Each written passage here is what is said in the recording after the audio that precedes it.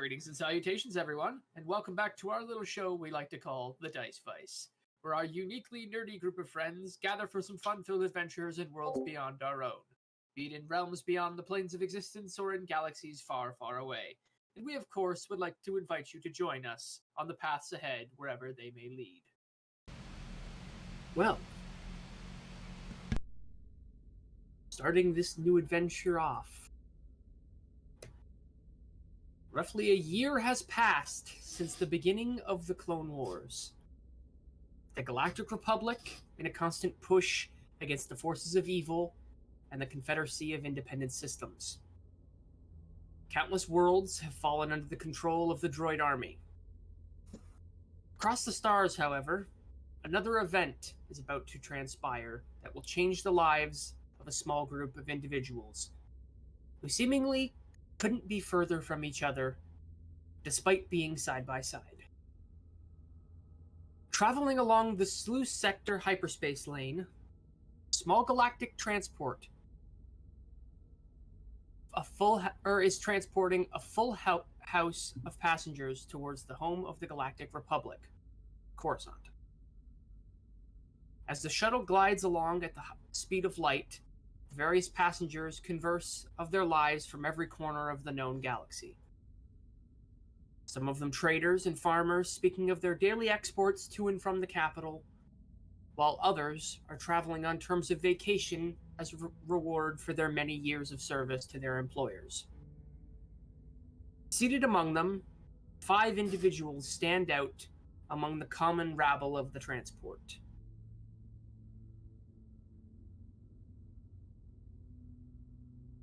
This is where we will have each of you introduce yourself. So, Haruko.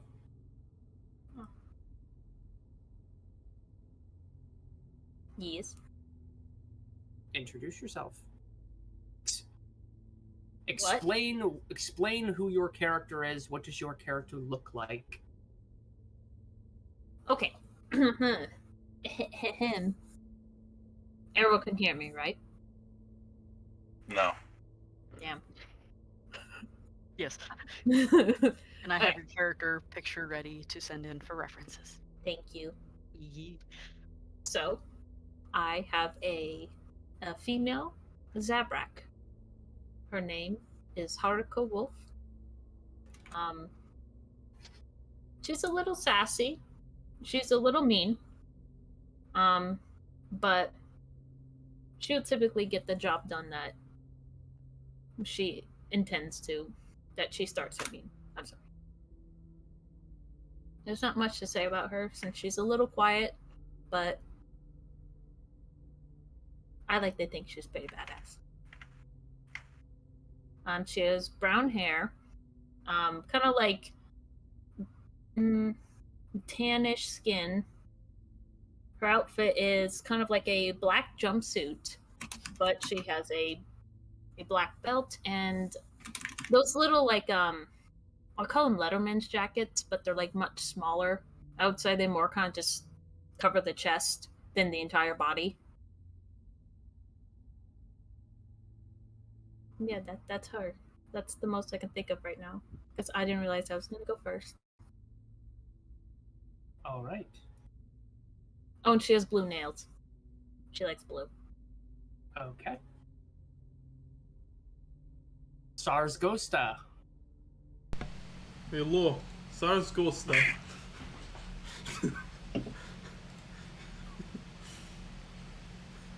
I am Geldor, come from planet far out. Don't know name, parents never told. Family dead. The funny man in helmet found me, took me, and I basically work as his mechanic. Oh, and he's teaching me to kill things. That is all. All right. Aola. Yes, my name is Eola. I am a green Twi'lek with 4 of the Leku. twisted together with pink ribbon all around. It's so pretty. I have basic medical gear on me, a medical box. I just head to toe in miscellaneous items. I have a pink visor screen that I am currently looking up things on and kind of playing with a little dog-like creature keychain attached to my bag. I'm currently sitting on whatever I can sit on while kicking my legs. Storage boxes, counters, whatever's there, I will sit on it. And I am a medic. I'm here to heal you. All right. Ash.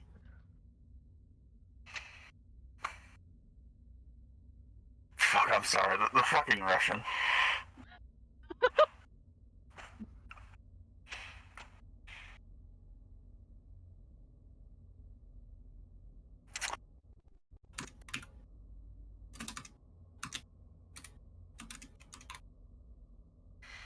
Hello, I'm Ash Winter.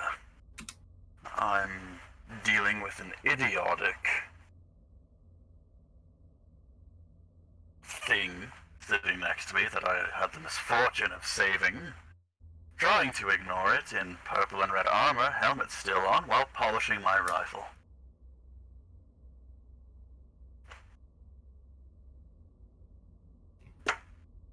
All right. And Arbax. The name's Arbex. You can call me Arbex. Yeah, that's about it. All right. Not much to say about me. I wear like a patchy cloak and a helmet, so you can never see who I look like yet, but eventually. Maybe you'll earn the honor of seeing what I actually look like. Probably not, though. I'll be honest. All right.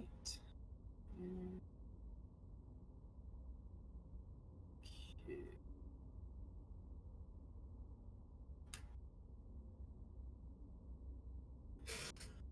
All right. So, as you guys are all kind of sitting spread out amongst the shuttle, you begin to feel throughout the hall a slight shake from within begin to arise as the droid pilot begins to disengage the hyperdrive. Please remain seated and buckle your safety belts, as we are about to throttle down and switch hyperspace lanes. He calls to the patrons as the small transport whirs loudly as it slows and comes into open space. And you feel the shunt and that of the ship coming out of hyperspace.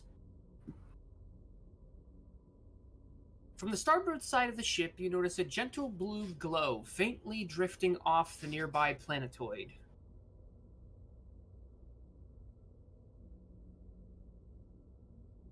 If you turn your attention to the roll 20, you will see the planet of which I speak of. The shuttle begins to shake again, and you begin to hear the planet's gravitational pull begin to move the ship side to side.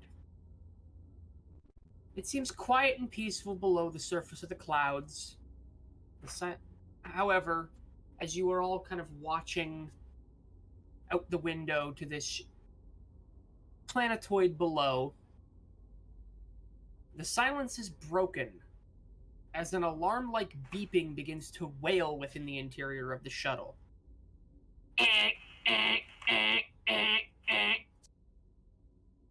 Those of you within the shuttle begin to see the rest of the patrons inside begin to panic, begin to look around to each other for responses. And those of you with experience in warfare sense a very familiar occurrence. You feel a massive jolt to the rear of the transport, causing some of the patrons to fall from their seats.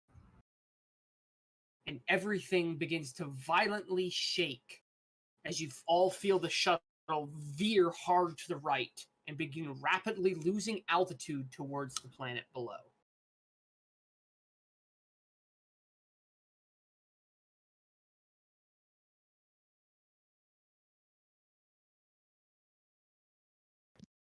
It doesn't sound good in the slightest, but I think we'll be all right if we just, don't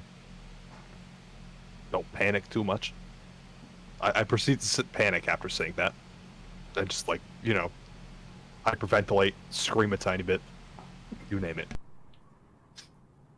As the ship begins to pull into the planetoid and begins very quickly picking up speed into the atmosphere, you begin to see that familiar orange glow as you enter the atmosphere begin to engulf the windows. And you begin to hear the droid pilot call to everyone. Please remain calm, everything is under control. In a typical droid fashion, as the shuttle begins to spin and plummet towards the surface of this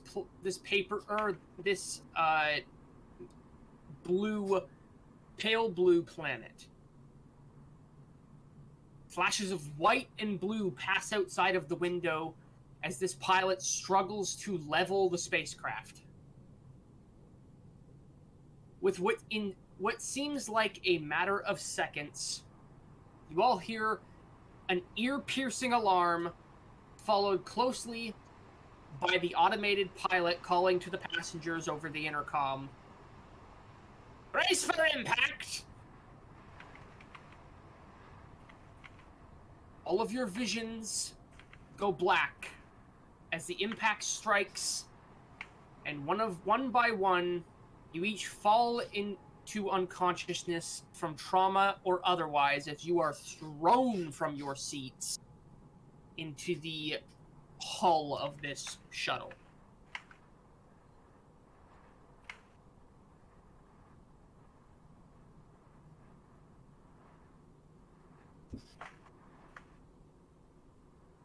Hours have passed.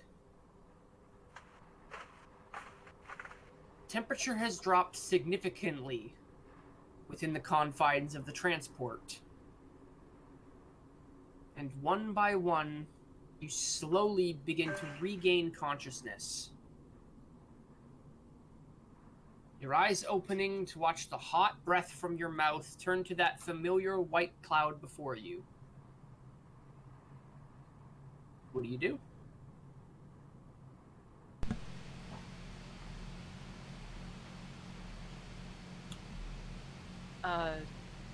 When Aola is able to wake up, she's like grasping the little dog keychain she has and just kind of adjusts her Leku, make sure counting 1, 2, 3, 4, we're good. And she's going to immediately get up and check on everyone else who is waking up from being unconscious and the people around to see how everyone's doing. Okay. Go ahead and make an average difficulty medicine check. Okay. So Medicine. you're going to go. 3. Yeah. So you're going to go into your dice pool and you're going to put 2 purple die. Okay. And I will say put 1 black die as you are still disoriented from the immediate shunt of the crash landing onto this planet. Do I add any of the green dice since it says I have 3? Add it to your dice pool. You are just going to hit the black die on the right-hand side of where it says medicine in your skill. Oh, black die. Okay. Gotcha. Medicine. Bip. Ooh. All right. So you have with that you have 3 successes. You didn't need that force die. I forgot to turn that off. Sorry. Yeah, so make sure when you guys are done with your checks that you guys hit the little it has the 2 arrows that kind of point opposite directions. Button. It resets your dice pool so you don't have this happen. However, that was 3 successes and 3 threat. So Okay. Yeah, that was 3 successes and 3 threats. So you begin to make your way around the shuttle and begin watching and checking on the other passengers within this this chamber.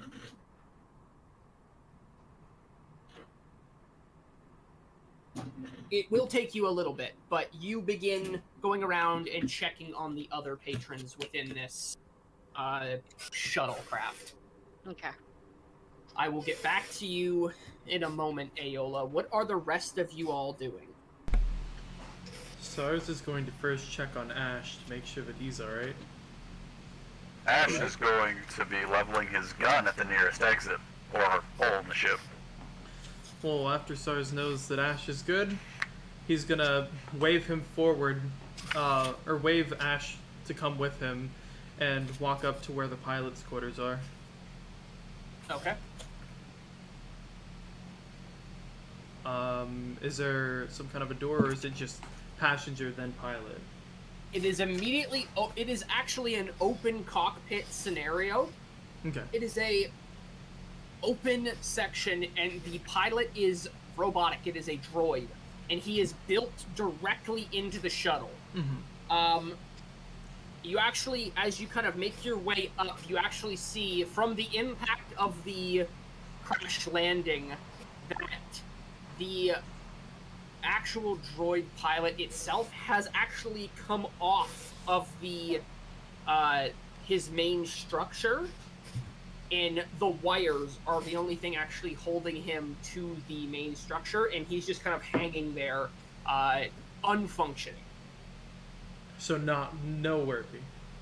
No, the pilot is completely dismantled.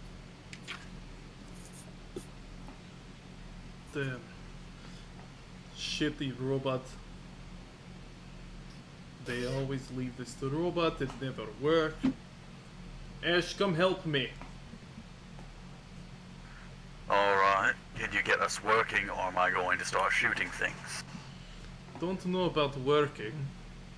Can maybe give electricity, some form of heat maybe? Don't know about working. We don't... Wrong accent. We don't need heat, we need to get out of here. I don't care if we have to go to another part of this stupid planet, but we need to get out of here, seeing as it's cold enough as it stands. I don't disagree. SARS is going to take a look at the, I guess, control panel. Is there a wheel, or was the ship being solely piloted by the droid? Solely piloted by the droid. This is one of the cheaper shuttles that travels along the hyperspace lanes to and from the center of the galaxy, to and from Coruscant. And this one specifically is droid controlled only. So there is no human pilot. Okay. Can SARS see if he's able to reconnect the droid or get the droid in working manner? You can certainly try. Go ahead and to get him working, go ahead and make a 4 difficulty computers check. That's under skills, computers. Yep, so under skills, it would be Four a 4 is- 4 difficulty computers check. 4 is With- the purple?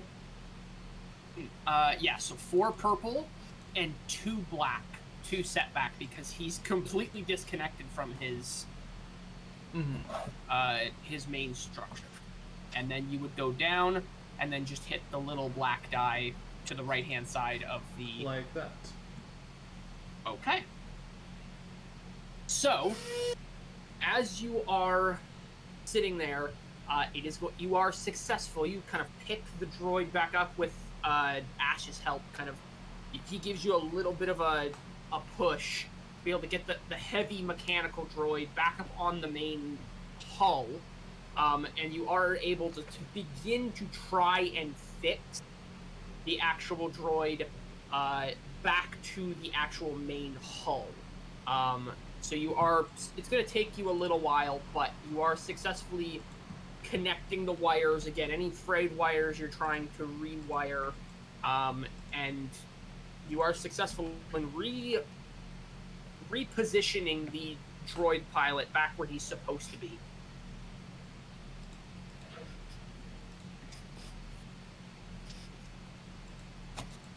Alrighty.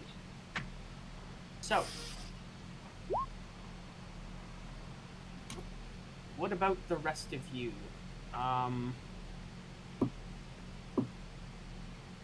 Arvax or Haruko, what are you guys doing? Arbex is just kind of gonna go peek at the ship. One of the doors, if any are open.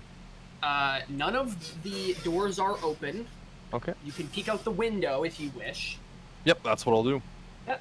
So as you kind of begin to push up, you kind of rub some of the frost off the window. As you guys have been sitting here for a couple hours, the heat on the inside is beginning to leave, but it has frost in the window, so you kind of take your glove and wipe the frost off the window. And as you do, you begin to look to notice the shuttle is buried deep into the snow, and you look around and you realize you're in some kind of mountainous terrain. And this shuttle is buried. The whole nose of the shuttle is stuck down into the snow. However, you do see there's a light kind of snow squall right now, so you can see the snow blowing. However, as you kind of look up, you can see the actual sun is high in the sky, so it's about midday currently.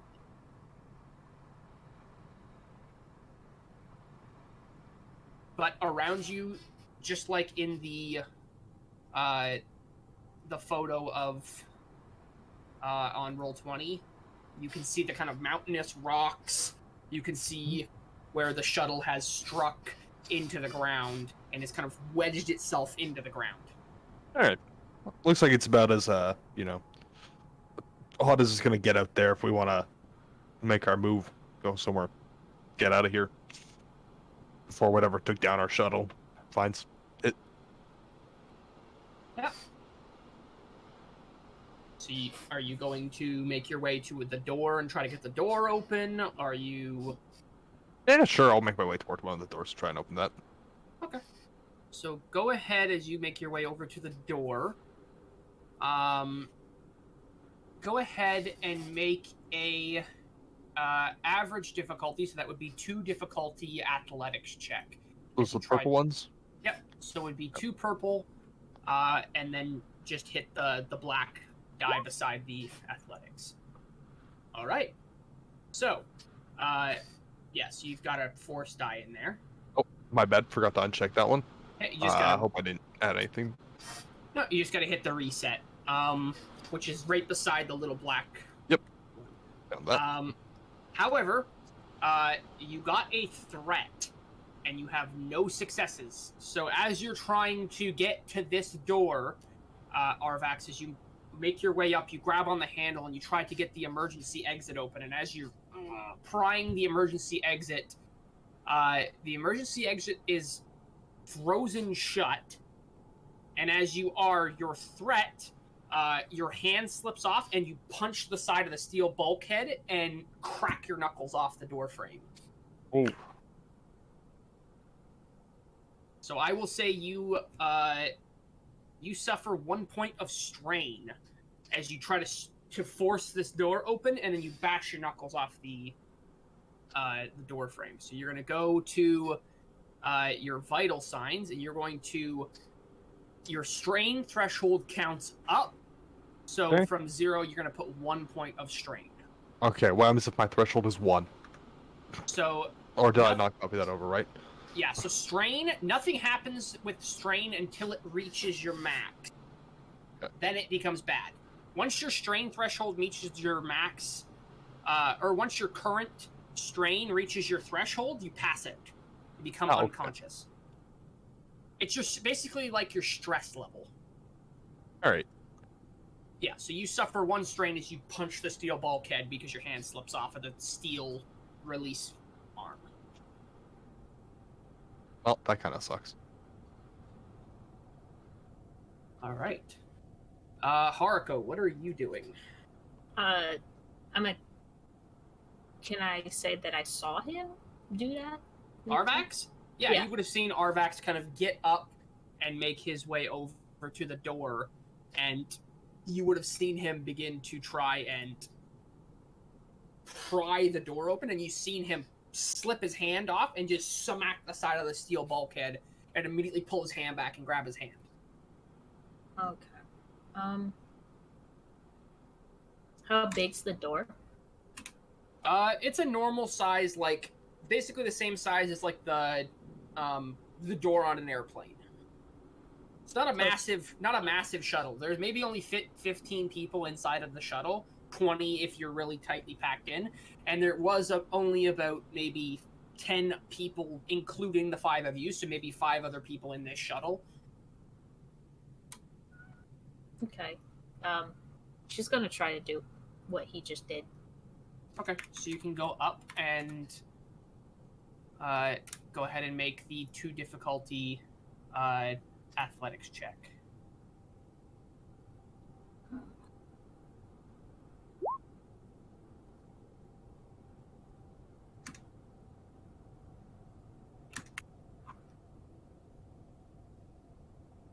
All right.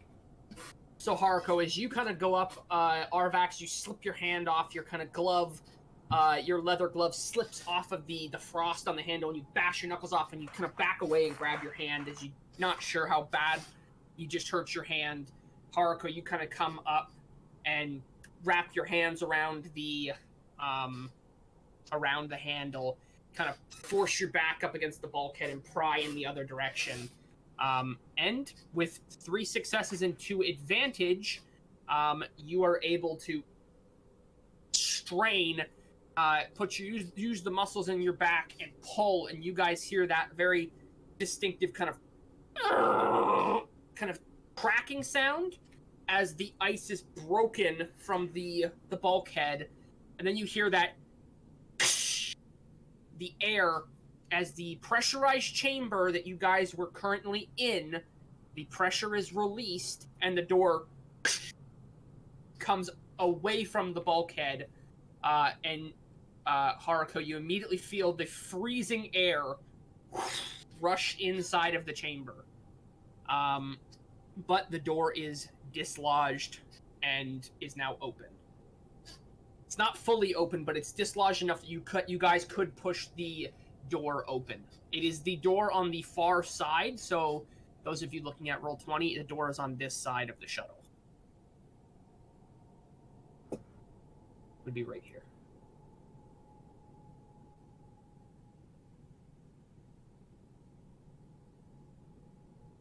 All right. Going back to Aola, as you are wandering around, you see the other people here that are kind of moving. You see the armored individual kind of up with the weapon, kind of scanning around, watching. The other one trying to fix the droid.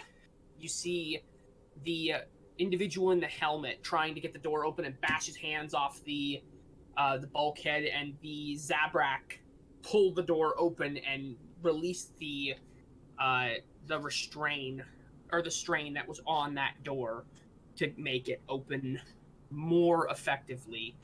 However, other than the 5 of you, the other 5 individuals that were in the inside of this have perished and are no longer of the living. They had probably died, from your experience with your role, probably died within the few hours that you guys were unconscious. He kind of walks around to all the other dead bodies and, as respects, close their eyes. And she is going to just say a small prayer to herself, and then gonna walk over to the red helmeted figure. And forgot what they're called. I'm so sorry, Haruko. Zabrak. I'm gonna walk over to the helmeted figure and the Zabrak. Just, unfortunately, the rest have perished. Are you okay? Do you want me to look at your hand? You smacked it pretty hard. My hand's all right. It'll be fine. Can you just do this real quick? And she like extends her hand, like stretches it, and then closes it. Yeah, sure. And he does that, but it's like, he doesn't take his glove off or anything. Yeah, just to see, like, she just kind of observes you doing that. Like, all right, all the joints, no broken. Good, you're all right. Don't know what those two are doing. And I'm going to like fiddle with the side buttons on my visor, and because I have a fancy headset. You do. Let me go scroll down. I am going to activate the threat monitor on it. Okay. All right. Which gives me, it adds add 3 advantage to initiative checks. That's what it says. I don't really understand what that means. But yeah, I'm activating the threat monitor and the tracking system, if I can activate both of them at the same time. You can activate one after the other. Okay, I'm gonna activate the tracking system first to see if I can get any general area we're in. Yeah, tracking system. So the way the tracking system works is that while you guys are moving, it will track where you are. Oh, It's okay. It's basically scanning the area you guys are in and mapping it on the inside of the computer system. Gotcha. Cancel that threat monitor. Getting up the threat monitor. Okay.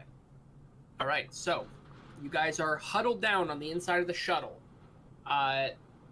SARS, as you are up at the front, you sitting there with your mechanics tools, and you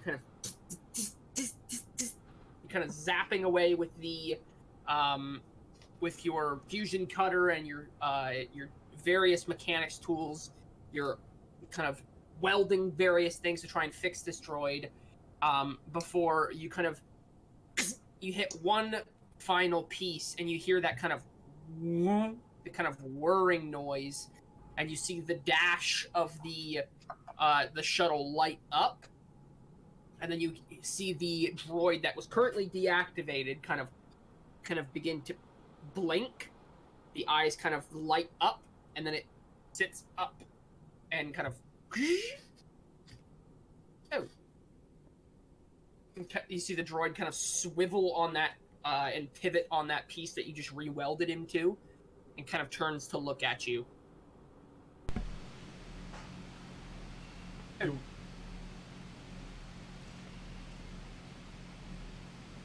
Why, thanks, my good man. I'm glad to get you working. Any chance we could get out of here? How our ship system look? How are they looking? You see the droid sit there for a second. Like you can SARS, you can tell that he's going through the computer systems and trying to figure stuff out. Negative.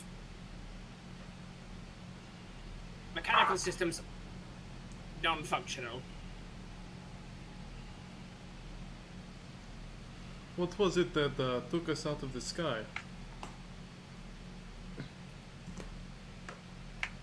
You see him kind of look off into the distance again, continue to scan.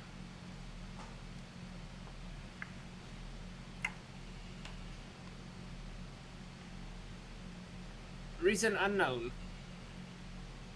It seems my system scanner may be malfunctioning. Perhaps a visual inspection might be more effective. Do we have communication? Or are those down? Negative.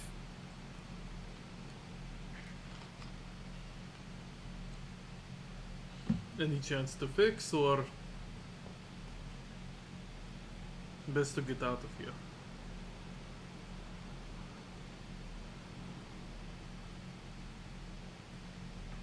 You see him kind of like swiveling back and forth, looking at the consoles and things. Your best chance of survival would be to leave immediately. Take what you can and escape on foot.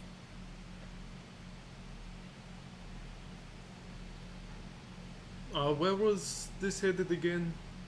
I'm not in charge of where we go. He looks over to Ash.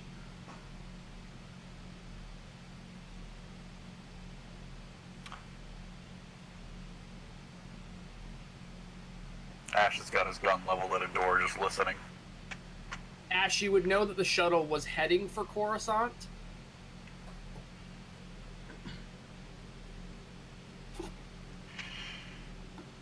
Doesn't matter where we were going. What matters is where we are. Droid, do you know that much at least? Navigation system operational.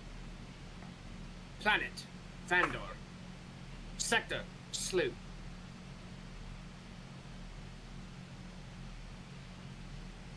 Do you have any database of the life forms on this planet or civilizations?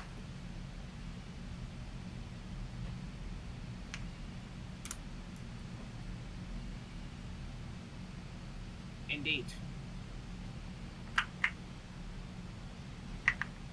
Vandor. Frontier planet, Slew sector. Mid-rim. Closest civilization. Fort Ypso.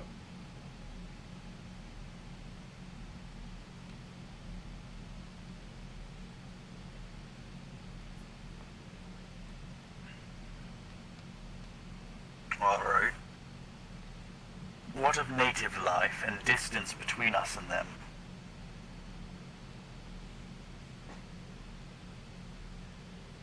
Animals, predators, things we should be looking out for, perchance?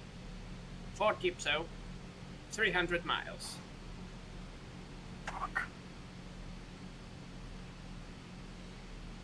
Wildlife?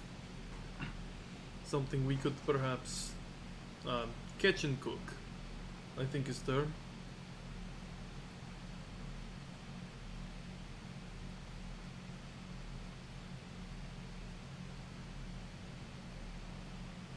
Sentient life. Cardiac.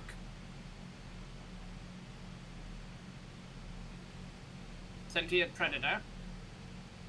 Loot griff.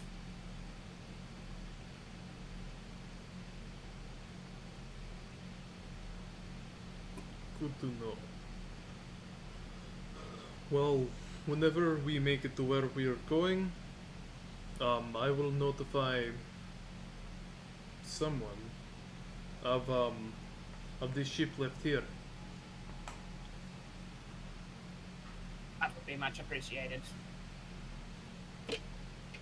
Good luck. And you too.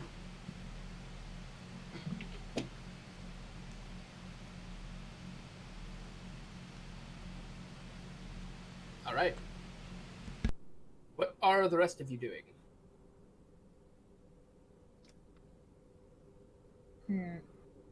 So the door's open, or it's less pressured. It's depressurized the chamber, which means the temperature is dropping rapidly. But you guys will have to push the door open because the actual hydraulic system that opens the door is not functional. Haruko's gonna try to push open the door. Okay. I'll help you out with that. Yeah, so with the two of you guys just kind of grab a hold of the door and kind of push, and then you slide the door to the side and slide to the door. Immediately, about 7 or 8 inches of snow just kind of comes into the doorway and inside of the shuttle. You guys immediately feel the temperature drop. Are there any threats in the area that I can see? Not currently. Okay. Do I know, actually, no, I'll just go over and ask. Elle's gonna run over to the cockpit where the droid is. Pardon me, don't mean to interrupt the conversation. Where do you keep the extra supplies, such as possibly blankets and backpacks and things that we can take along the way to keep warm? This is a daily transport. There is none. Good point. And also, she claps her hands, turning towards Gosta. She's like, you mentioned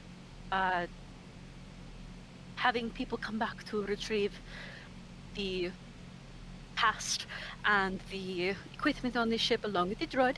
I have a tracking system in my headset that I can put in so that we can give them direct. What's the word? Location. That would not be bad idea. It would also tell them where we are.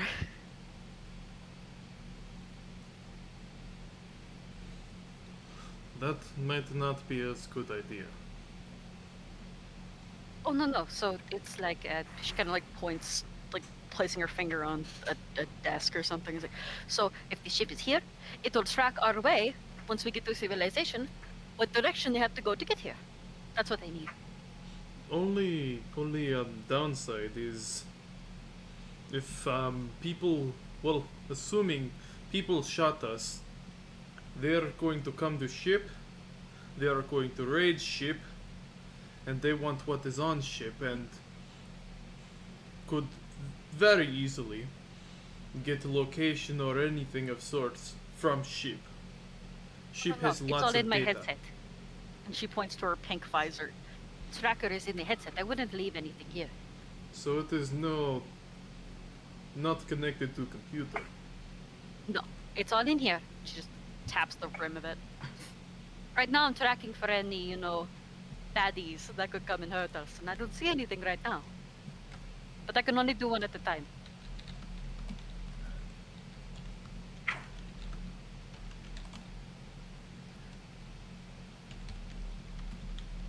I'm going to check the bodies for coats. She's gonna walk away. I will help with that. Clothes, warmth. Any kind of fabric that the bodies have on them, they're not gonna be exactly needing them at the moment. Okay. Go ahead and make a average difficulty, so 2 perception check. Perception. Oh, I don't have to look for that anymore. I just roll. How fun is that? Okay. Please forgive me. Where did it go?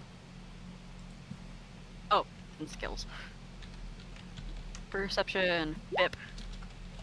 Okay. So, as you are successful, as you are kind of going through, you see a number of these people were farmers. So a couple of them have kind of a little bit heavier coat on.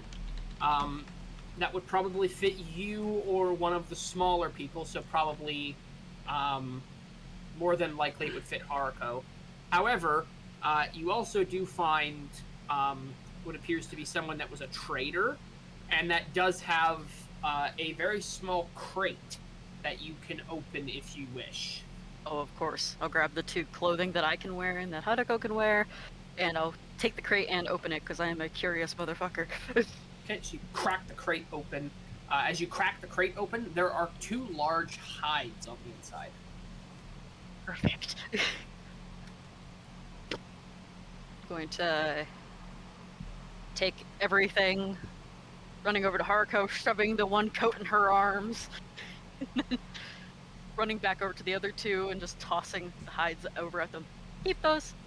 Those will help. Do I recognize the hides? Make a...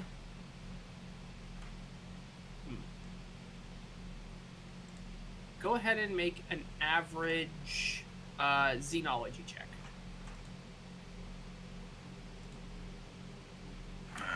Where is that beautiful bastard? All the way at the bottom. Like bottom? Oh yeah, that's Like bottom, all bottom. the way at the bottom. Oi! There you go! Freaking I like triumph. There we xenology. go. There you go. That's a triumph. That's a nat 20. So immediately you pick up on both of these. The one appears to be a very large hide that has been cut down into a specific shape. It's thick. It's dark brown. Appears to be a bantha hide, so it's very thick, very large. The other one is bright white and is fairly large as well. with a triumph, you would definitely pick up on that it is a wampa hide.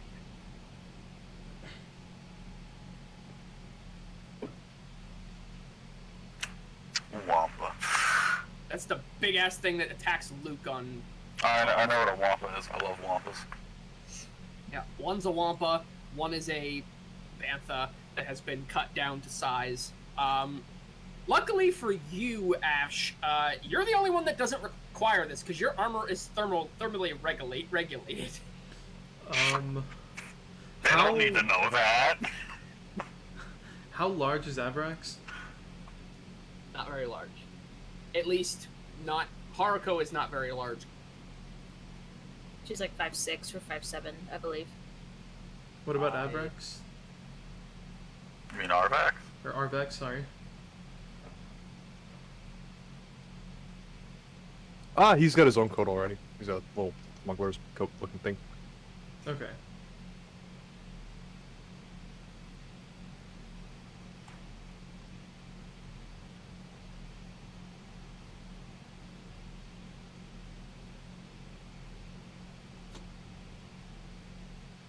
Alrighty. So, those of you guys that are putting the hides on, you guys kind of toss them over, kind of tie them up, getting ready to push out. You guys are taking the necessary time to prep. Who is trekking out first, or what kind of preparations are you guys making to push out into the snow?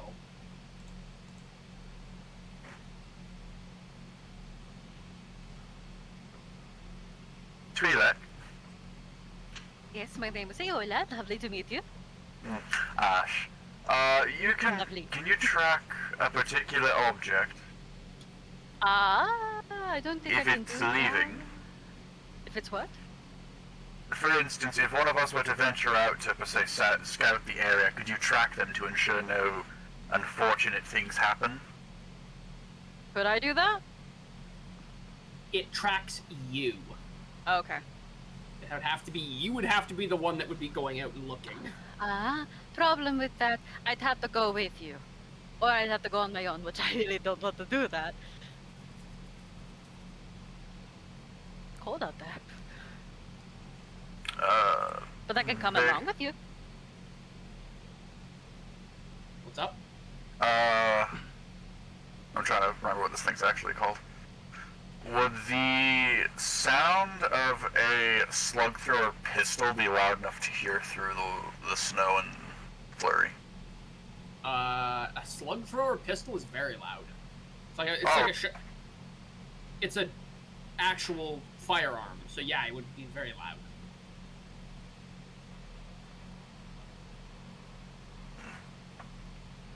Yeah, No slug thrower thermal ceiling on you. Okay, I'm going to go out for 15 minutes. If there's no danger, I'm going to fire one shot. I guarantee you'll hear it. And if there is danger, I'll be firing two. Do you want me to come with you? So you No, don't get you lost? have no sense of thermal anything. That I is will correct. come with. No, you have no sense of thermal anything. And? Unless somebody else here has a sealed, thermally regulated suit, I'm not going to have them with me. Because your death will not be on my hands.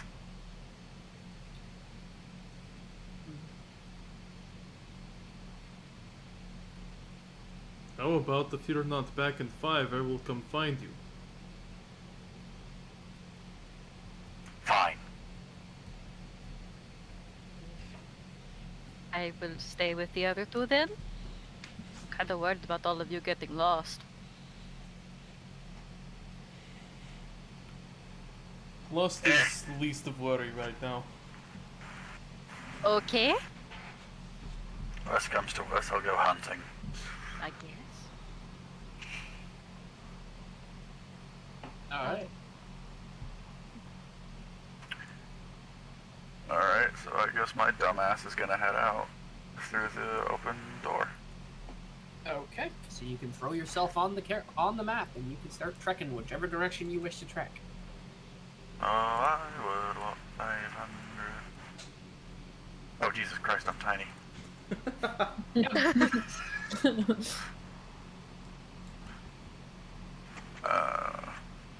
Yeah, I'm gonna start going this way and try to climb up the mountain range for to survey the area. Okay. So that would be going down the mountain range. That's down. I meant to go the other way then. You would have to go right. You guys kind of crashed on the downslope, so you would be going if you want to go up. Oh yeah, you have to go like that way. Joy. Yeah, So I'm just gonna. tiny. Yeah, we're just gonna scan for anything that's like this general direction. Which Just- general direction? Okay. Like Just further. towards the ship. Yeah, I'm just trying to get a better eye view towards the ship so I can actually, not die. Okay. Alrighty. Go ahead and make a 3 difficulty, 2 setback perception check. Because 1, it's the distance you're looking. The 2 setback are because of the snow. You said perception? Yep.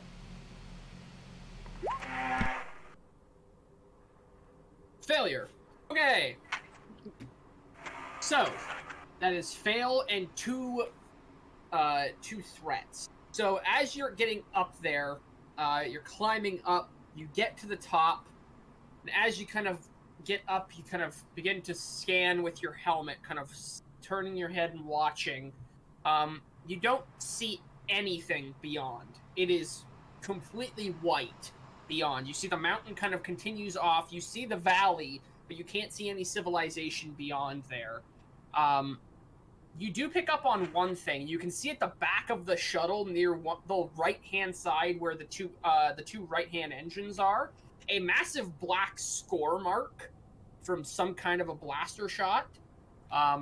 Probably a heavy blaster cannon on a starship. However, as you are doing so, your 2 threat, you are now going for an involuntary sledding trip as you slip on the ice and basically slide all the way back down to the door. Did we see this? Literally right down to the door? We're basically right back down to where the door is. Like you just like start sliding and tumbling back down to the door. Do we see him? Do we see a blur of purple and black go? Boom. If you guys are near the door or looking outside, yeah, you guys see like the big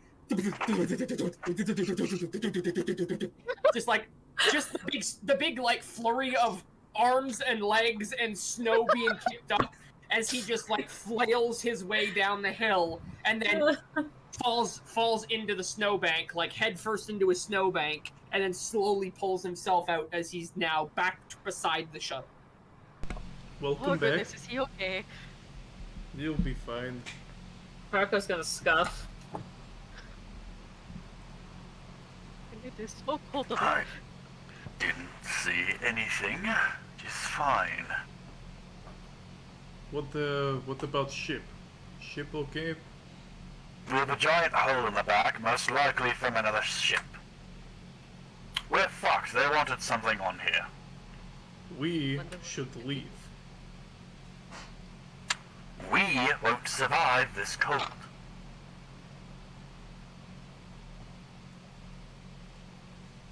I have a cold. Excuse me. Yes. Ael's gonna walk over to the droid. To be fair, you won't survive here either.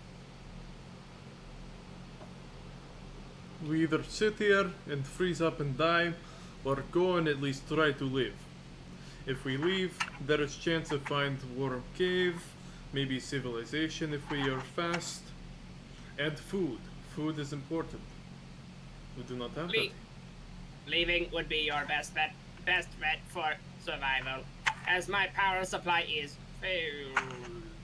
Oh, poor thing. The droid just goes And back like down that, I, sorry. I give it a head pat. the head pat the droid. Basically, at the point the droid like deactivates from low battery, the whole shuttle goes dark. And just like Oh. that, no power, no more vacuum, no more potential heat. Or, yeah, no, our best bet is to go out, unfortunately. It's just going to get colder in here. This is essentially a glorified freezer at this point. It is essentially a freezer, yes. Just, as she head past the droid, we'll get you help. And she's gonna walk over. Okay.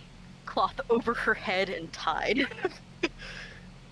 Should they have tracker or threat? Threat. I was going to agree with threat. It's still on. And she taps her visor. Oh, hold on. She's gonna adjust the satchel of her bag and put the keychain in the bag so it doesn't fall off. Alright, we're good. Out of frustration, Ash is going to shoot the droid with the slug thrower pistol. Okay. Why? Go He's ahead. annoyed. Go ahead and make a attack on the. Oh, I forgot to clear. Yeah, you forgot to clear it. Your gun jams. Fuck you. Oh. As the droid that was previously just fixed by your Keldor mechanic, you get pissed off as the droid deactivates, and you just pull the pistol out, and all of you that are within the side of the shuttle are immediately have your ears rung by the sound of as this blaster goes off, and now you look over to see a massive hole drilled through the side of the head of this droid. Huh? Why did you do that? Poor Robbie! He's not gonna say a word, he's just gonna turn around and start searching for the best way down the mountain. We're going to sleep. Well, I don't believe I'm going to be telling people about the ship anymore. There is now a crime.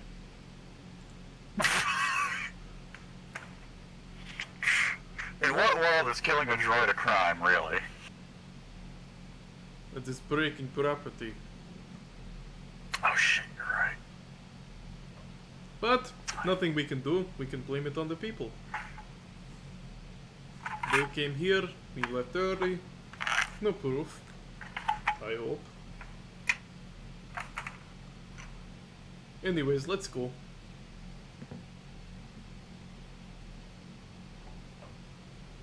Is everybody be cooperating, or are there any objections?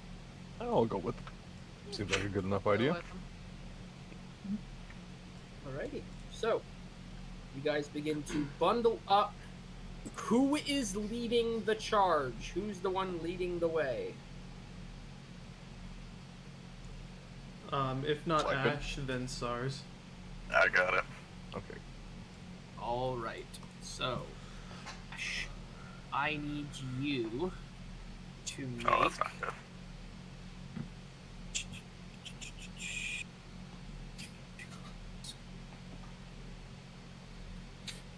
As your server would put it, I am the alpha now. I need you to make a 3 difficulty survival check. Fun fact, there is no such thing as an alpha.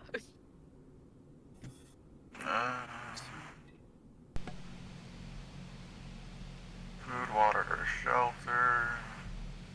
Would this count as looking for food, water, or shelter? No. Actually, it would count as looking for shelter. Okay, then I can remove one from my. I can remove one of those 3 die. The purple die or the black die? The purple die. I didn't hear the black die.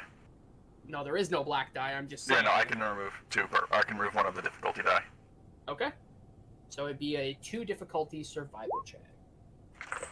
There you go. There's a success. Yeah. All right. So, as you guys begin to trek down the mountain, through the snow, through the sleet, and away from the shuttle that was transporting you to the center of the galaxy and has now left you stranded on Vandor, we're going to take a quick break. So Alrighty. yeah, take like 15 minutes, use the bathroom, or do whatever you got to do, and then Yeah. we'll come back. All Ooh, right. TikTok. I'm going. We got pee.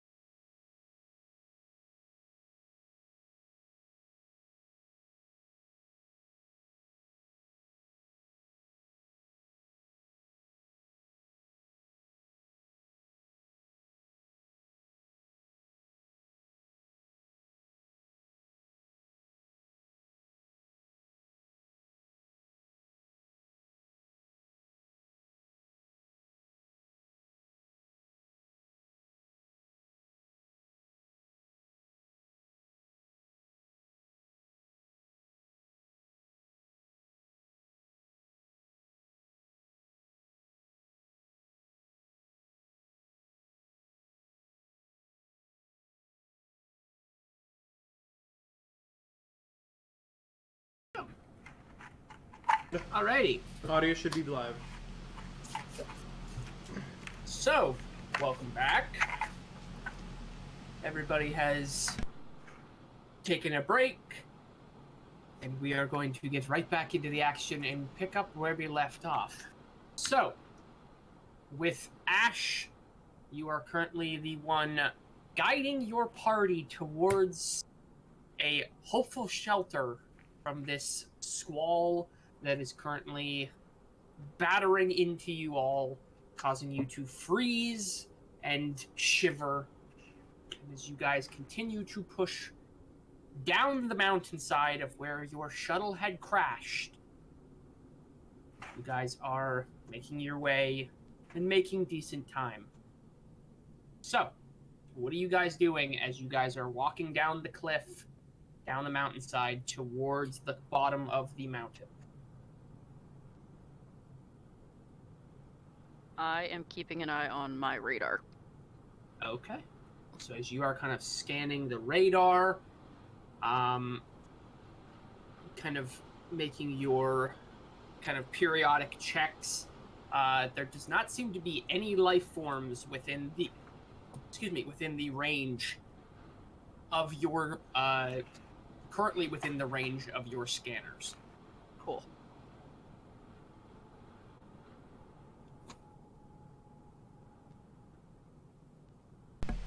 Sars is going to pull his hunting rifle from his back and essentially stand right behind Ash, watching the right flank and peeking back every now and then. Okay, so you're kind of keeping a watch on your, would be on your 6 o'clock. From about like 2 to 6-ish. Yeah, so you're kind of watching behind you guys as you guys are going down the cliff. Mm-hmm. I'm keeping the slug thrower pistol out and checking, or just watching in front of us and scanning that area. Okay. Arco? I'm good. Or she's gonna keep her blaster pistol out. Okay. And Arbax. If we got one person keeping watch on the radar already, I guess I'll keep watch physically. Okay, so go ahead and make a average difficulty perception check.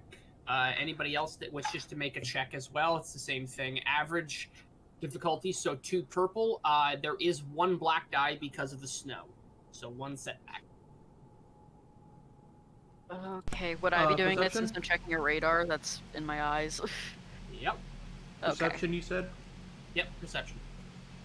Okay, what's the difficulty again? 2 difficulty and Yeah, 2 difficulty. What So setback? yeah, so it's 2 purple, 1 black. Okay, gotcha. Damn it! Okay, I don't use the black die because one of my talents is outdoorsman. Fail, fail, fail. I'm trying Fail. to see. Fail. Hold on. So that's just, you said 2 purple? 2 purple. 2 purple and 1 black. Yep. Okay, I think I did that right. Maybe. There you go. Oh. Ash. And there you go, Arco. Haruko. Yes. There you go. There's your 2 There's your 3 successes. So 2 people have succeeded in watching, Yeah, we have 3 threats. and you do have 3 threats. So, as you guys are making your way down the cliff, the threats are that you guys are having to take your time going down because of the snow and the last occurrence when you tried to rush, with Ash's occurrence when he slid down the hill. You guys are slowed your pace a little bit going down the hill. However, between Haruko and Ash, you guys look out as the snow squall begins to slow and slightly begin to drift away, and you can see in the distance up against one of the mountainsides appears to be the remnants of a structure. There is you can see the structure is rather large, kind of built into the side of the mountain. As you're kind of looking at it from this distance, you're unsure of what its make is, of what the purpose is. However, it is little ways in the distance, with both your checks. Probably around an hour, walk from where you guys currently are. However, you guys also notice, which I'm also going to be using one of the threats for, you guys notice, specifically I will say with Haruko, you begin to hear something coming from behind. You begin to hear a noise that is echoing in the distance and kind of bouncing off of the mountains behind you. You begin to hear the sounds of engine, kind of the kind of echoing off the mountains of a approaching, some kind of an approaching craft, and the sound reverbing off of the cliff sides as it is closing in on your position. We all heard this, or just me? You hear it coming as everybody else is ahead of you, and they're all coming down the mountain. Because everybody else failed their perception checks, they had failures. So only you and Ash would have heard this. You guys noticed in the distance, Ash specifically would have noticed the structure, because he had the higher check. You noticed the sound of something coming from behind you. Is it like it's after us, or is it just like flying by us? Or Uh, am I unable to tell? You're unable to tell from this distance, but you can hear the sound of some kind of an engine, the sound of some kind of an engine reverberating off of the mountains. And it is echoing from behind you guys. Who's in front of me? In front of you. Or am would I in the be- back? Where am I? You're near the back. Oh. So Ash is up front because he's leading. SARS is behind Ash. Who is behind SARS? I'll stay in the middle. Okay, so Aola. Arvax, are you at the back or are you I'll behind? take the back. I don't Okay, mind the back. so yeah, so Haruko, you have everybody else in front of you and you have Arvax behind you. Okay, so Arvex. So you just see Haruko stop, and she just like snap, like, you know, when you like just kind of move your back around instead of like your whole body. She just like turns around and she just looks up and just stops. Yeah, and I help you? Did you hear that? Nope.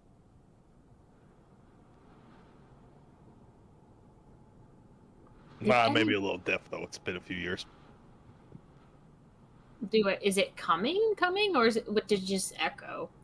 As you kind of point it out to Arvax, you kind of stop and listen, and you hear it. Then you do hear it. You kind of hear that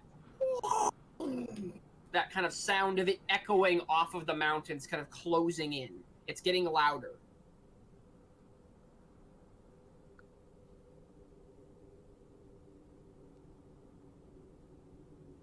So Arvax, you do hear the approaching engines of some kind of a craft echoing off of the mountains.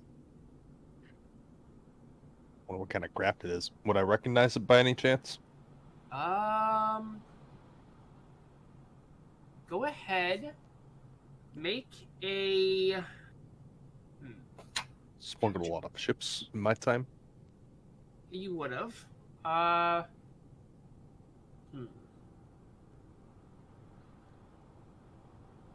Okay. You can either make a underworld check or you can make a lore check. It would be 3 difficulty. Okay. Diff. Snap that up in there. Boom. Underworld, more fun. There you go. Success on a threat. There you go. So, Arvax, as you are stopping and listening, you, at this distance with no visual, you cannot tell what the make or model of the ship is. However, you can definitely tell that it is a airborne vehicle. It does not have that same kind of low grumble of a ground vehicle. So it's not a tank, it's not a speeder bike, it's not a walker or something like that. It is a airborne vehicle. So either a air speeder, so something planetary speeder like, or possibly a larger spacecraft. No, it's definitely a ship of some kind. Doesn't sound like a speeder or some sort of like, atmospheric vehicle, I guess would be the term. Yeah.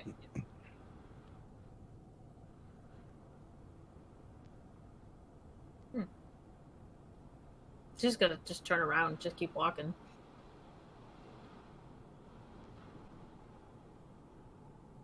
So, you guys ignoring the note, taking note that it's there, but continuing to make your way down the hill. You guys are continuing to head towards the sound of that. What's it called? Towards the site of that structure. Alrighty. So, as you guys continue to push forward, and you guys, over probably the next couple of hours, pushing through the snow, I will say, everybody, go ahead, and I need everybody to make a... Everybody go ahead and make a average difficulty resilience check. So that would be 2 difficulty resilience check.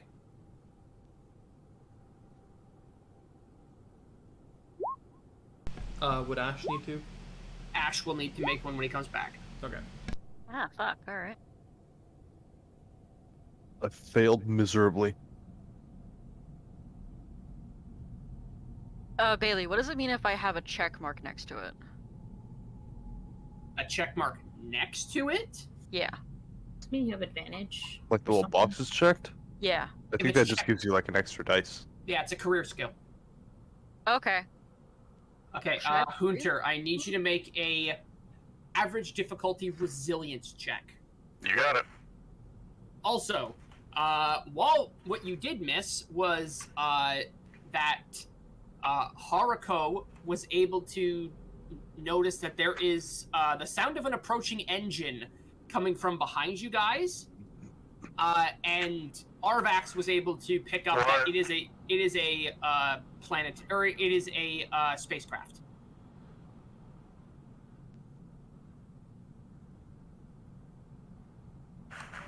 All right.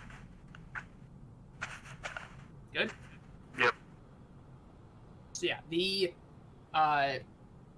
all right, so that's a failure, success, failure.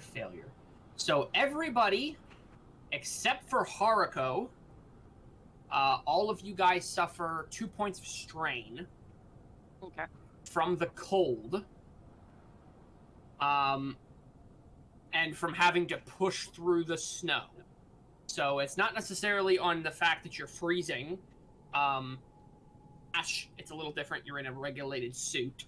It's more the fact that you're having to push through snow. Oh wait. I have outdoorsman. Never mind. That's on black die. So, yeah. So everybody, you guys can add 2 points of strain to your current strain threshold, or not your threshold, your current strain mark, except for Haruko, because she made her check. But you guys continue to push forward, ignoring the sound of the approaching craft from behind you, as there was an approaching spacecraft. However, after roughly 2 hours of walking on foot, and you guys continuing to kind of trek through the snow, leading a kind of single file trail through the snow, trying to keep the smallest footprint possible, eventually you guys begin to happen upon the structure. You guys begin to notice the structure built into the side of the mountain. You can see large walkways built up on the side of the cliff. You can see large towers that are built up and reinforced. All of this kind of made out of this dark kind of bronzy colored metal. Kind of this bronzy colored Durasteel material. As you begin to approach, it is not currently manned. You do not see any movement or activity outside as you approach. For reference, this is what you guys are looking at.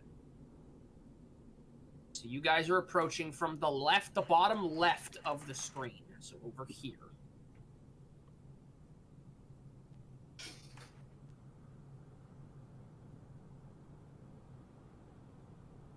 Where? Bottom left. Big map. Big map. It is a big map. Okay, You guys are approaching from the far bottom left. Ignore me where I am right now. I'm trying to... There we go.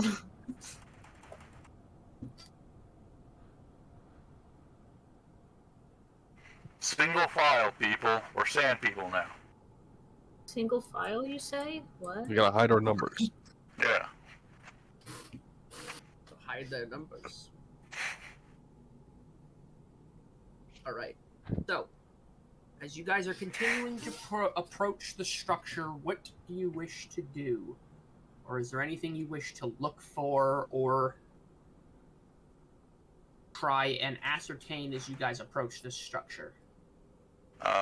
I'm going to be looking for tracks of any kind or signs of activity. Recent activity is what I should say. Okay. So go ahead and make a 3 difficulty survival check. As you are checking for that. Anything else anybody else wants to do when you guys are pushing up towards this structure? Can SARS look for any kind of mechanical devices? Yeah. Go ahead and make a 3... actually, it would be 2 difficulty now because the snow has subsided. Go ahead and make a 2 difficulty... sorry. Make a 2 difficulty perception check. You got it. I'm checking for danger. Okay. On my headset. Alrighty. Make a 2 difficulty perception check. Alrighty. Wow, those purple die don't like me. No. It really don't like you. Those threats are bad. I know, I have so many too, not even just from this. Yerp. Purple die don't like any of us. They don't mind you.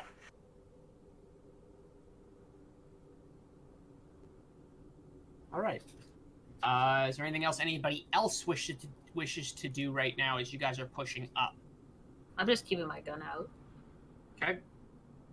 So, starting with where is it? Starting with Ash, as you are pushing up and looking, from the heavy snow, the wind, and everything else, as you guys begin to push towards the entrance, are you guys hugging the wall as you guys push towards where the entrance is? No. Okay, How are you approaching? Are you approaching at a wide berth, kind of giving it a wide berth to look in? Are you hugging the wall? Are you hopping over the wall? I mean, my thought process is as simple as it sounds. Is just go around. Don't hug it. Just go around. Just walk in. Yep. Okay, so you're just starting to walk towards the entrance. Yep. Okay. So Ash, you just start walking up towards. As you begin to make your way up towards the entrance, Ash, you do not notice any tracks. There are no vehicle tracks. There are no footprints. Nothing. It is a clean slate. The only tracks you are noticing are the ones that you guys are leaving. Also, Danny, the fan is, like, blaring. Yeah, I'll fix that. So yeah, Ash, as you are pushing up, it is a completely clean slate. As you look in, this is a disused facility because there is big snowbanks covering doorways. There's ice hanging off of things. This hasn't been used in a very long time. Moving down. SARS, you are looking for what? Any kind of mechanical device like, what you call it, an erase dish, anything like that. Yep. You notice immediately as you come around the corner. Are you following Ash? Yes. Okay, as you follow Ash and you come around that wall, you immediately see a massive array dish. Like a massive comms dish that is just sitting there, unmoving, and is covered in snow and ice. Like the dish has actually got snow in it right now, and it's just sitting there. It's got some icicles hanging off of it.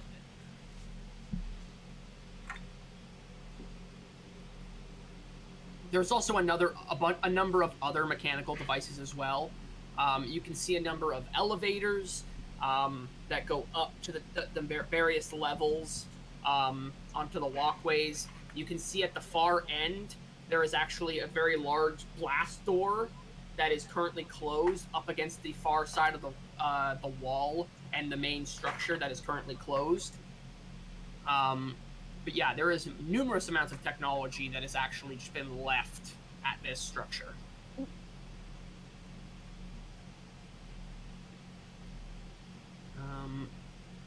Alright. So yeah, you notice a bunch of technology. Ayola, Yeah. as you are kind of making your way up, are you following the others, or are you kind of stopping and scanning? I'm following the others and just trying to get the headset to work, essentially. Okay. Like too cold. Yeah. You are very cold, and for some reason, as you get closer, your scanner begins to, like, you get that static in your scanner, and it starts to slowly begin to be thrown off. You're not quite getting a clean reading through the scanner. Yeah. I just shut it off for now then. Okay, so you flip the switch and turn the scanner off. Mhm. All right. So, as you guys kind of push towards the entrance, what are you guys all doing? Marco's gonna keep one hand on the wall so she can actually see. Okay, so you kind of keep one hand on the wall and kind of lean to look in. One hand on the wall while the free hand is still holding her blaster. Sorry. So you kind of keeping one hand, you got your one hand, your blaster, kind of leaning around the corner, looking inside. Again, clean slate. The facility seems to be in disuse. There doesn't seem to be any movement or sign of life on the inside of this old structure.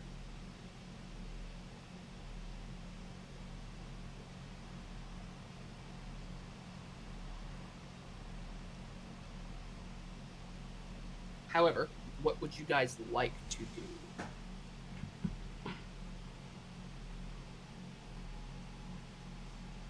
I believe currently,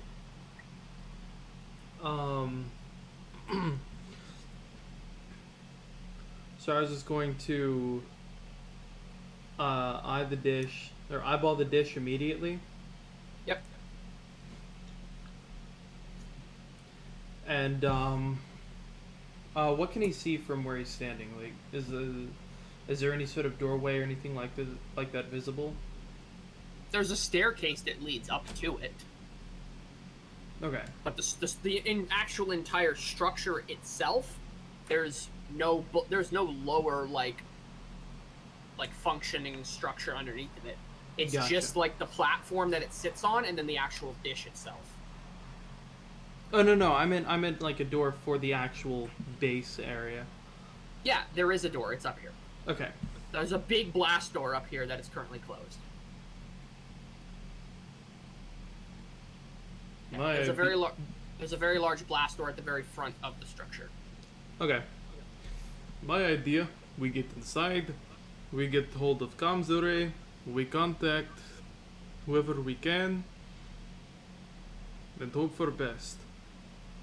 With the Might be life. Hmm? Might be life support inside too. And on top of that, with comms array dish that big, we might get to, don't know. We might get to bigger planet, bigger power, civilization.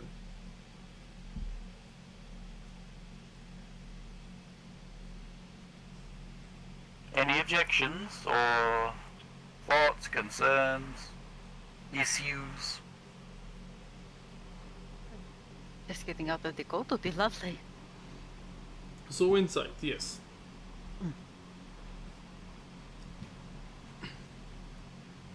If Yeah, that any- all sounds good to me. If anybody else wishes to freeze their ass off, feel free to stay. I'm going inside. All right. So, as the two of you guys and that's Ayla. Yeah, you guys all are you guys all kind of making your way towards the front entrance? Yes. Okay.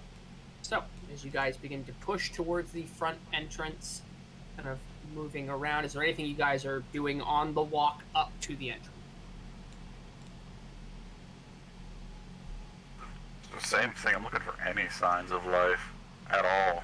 Rifle. You scanning with the rifle? No, I'm just rifle out. What's the term? Out and ready. Yeah. Not aimed, but ready. Okay, so you guys are kind of making your out, get ready, kind of scanning around. Haruko, I'm seeing what this is. those are two very large containers. Like two big steel containers that are all enclosed. Is there a door right here? It's like a shipping container. It has a big lock on it. With a computer like scanner lock on it. Okay.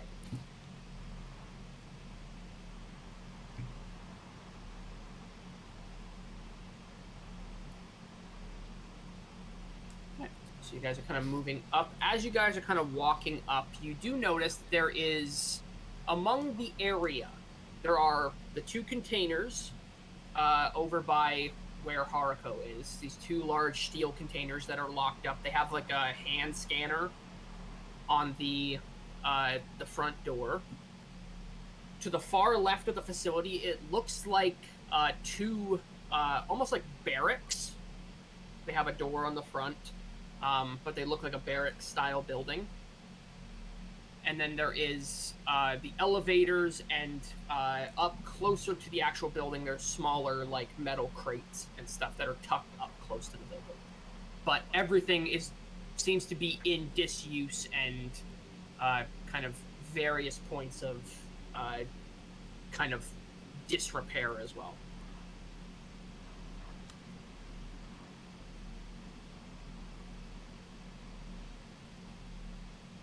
So you guys just all walking straight to the front door. Yep. Yep. Yo. All right. I'm gonna mutter to SARS that you 5 credits this Krikna. I do not want to bet on that.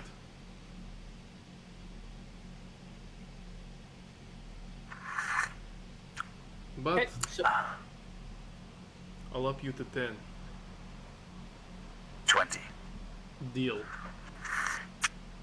are we betting on? The likelihood of our death. Ha!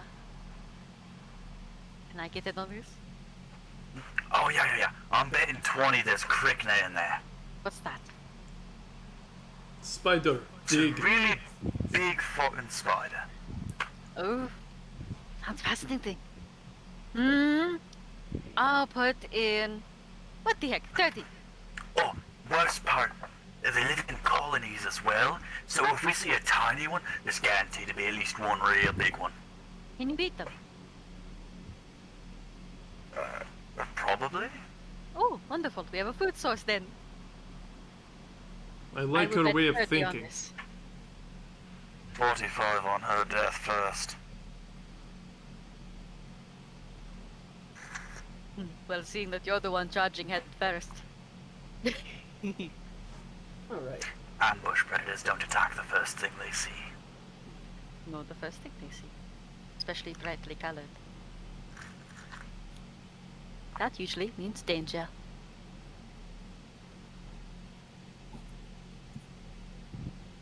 Either Anyway, you two want in on this? Yeah, 30 that there's not our guaranteed death in there. That way, if we live, I'll make money. good point. I'll get on that one too. Wait, so you're betting 45 that there are Crickner and 30 that there aren't? Yes. No disrespect, No, small shut one. up. It's fine. Do you know how betting work? No. It just sounds fun. Right. Okay. But if there are spider creatures, at least we will have food. That is what I'm excited about. Never had it before. Again, Ash, I like this one's way of thinking. I'm gonna whisper to SARS, I don't know if they're edible.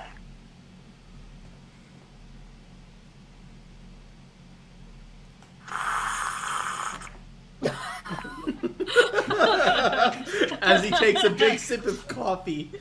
As he takes a big sip through a straw out of his helmet. There's just a curly straw. He just has like one of those big extra large movie drinks. No, he just has a sound effect in his helmet for dramatic effect of. It's just like a child cup. His merch on them. All right. So as you guys begin to push up, Haruko, are you doing anything? I mean, Maya's keeping her blaster out. She ain't saying anything. Okay, so you're just kind of watching. She's just watching, like, what the fuck? Okay. So as you guys kind of make your way up, there's these big, massive, thick steel blast doors. As you guys kind of make your way up, you can already tell they haven't been probably opened in years. However, as you begin to make your way up, SARS, you kind of keeping your eye out and being able to notice for technology and stuff, you see a very, very large control panel that is on the one side from the kind of the main center of the two doors that kind of come together that lock. There's a big control panel on the right-hand side. Alright, out of way. My turn.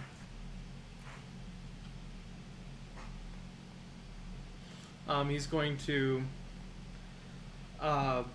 move his cloak over to the side just to reveal the rest of his tools, and he's going to get to work on seeing what he can do with the panel. Okay.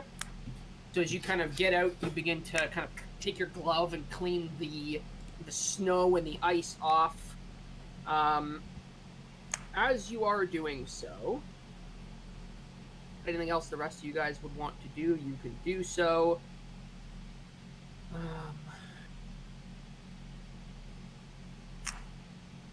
Alrighty. So as you are doing that, SARS, I need you Mm-hmm. to go ahead and make a.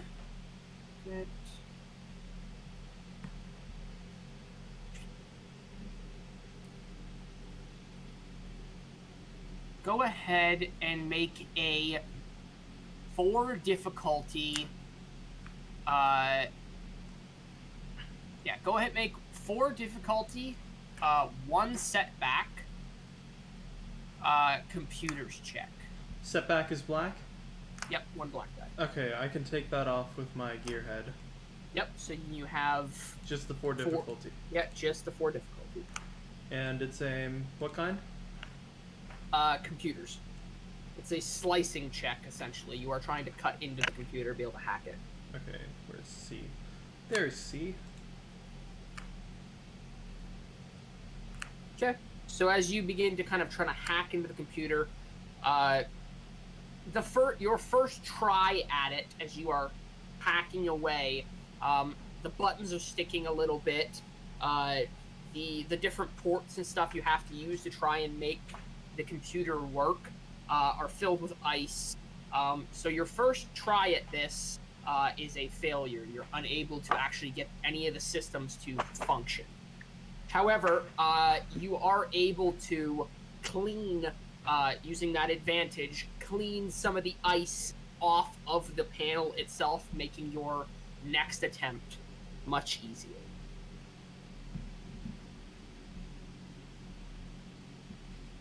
If that is what you wish to do. Oh, absolutely. Okay, so go ahead and make now a 2 difficulty, which is your average. Mm-hmm. Make an average difficulty computers check as you are hacking. What are the rest of you guys doing as he is sitting here for a couple of minutes trying to hack this computers?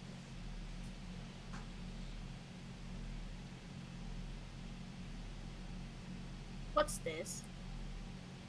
What is what? Is it just decoration?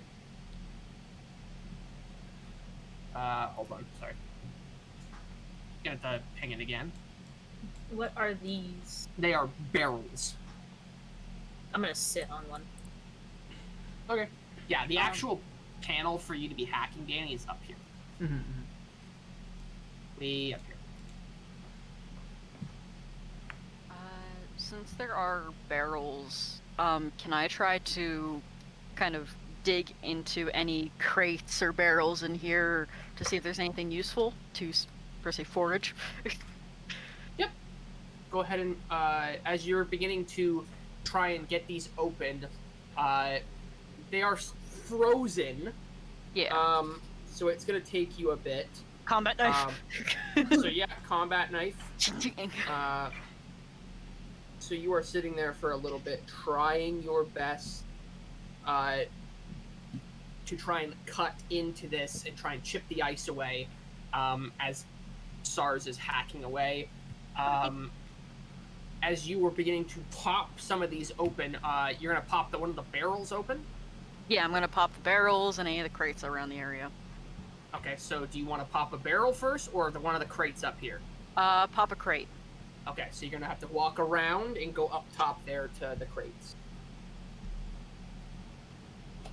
Yeah, he's gonna seem like he's taking a while. Like, I'll be back! You're just gonna be scampering off. Don't die! I lose money. Gonna go over here, barrel, not barrel, crate. Okay. So as you begin to hack, or you begin to kind of cut into one of these crates, you begin to pop the lid open, and the lid immediately kind of it depressurizes the crate. You begin to open it. As you do so, you begin to look inside, and you notice gauze. You begin to notice splints. You begin to notice much older use medical supplies. However, medical supplies. This crate you've just opened is full of medical supplies. It doesn't look like it's in good condition.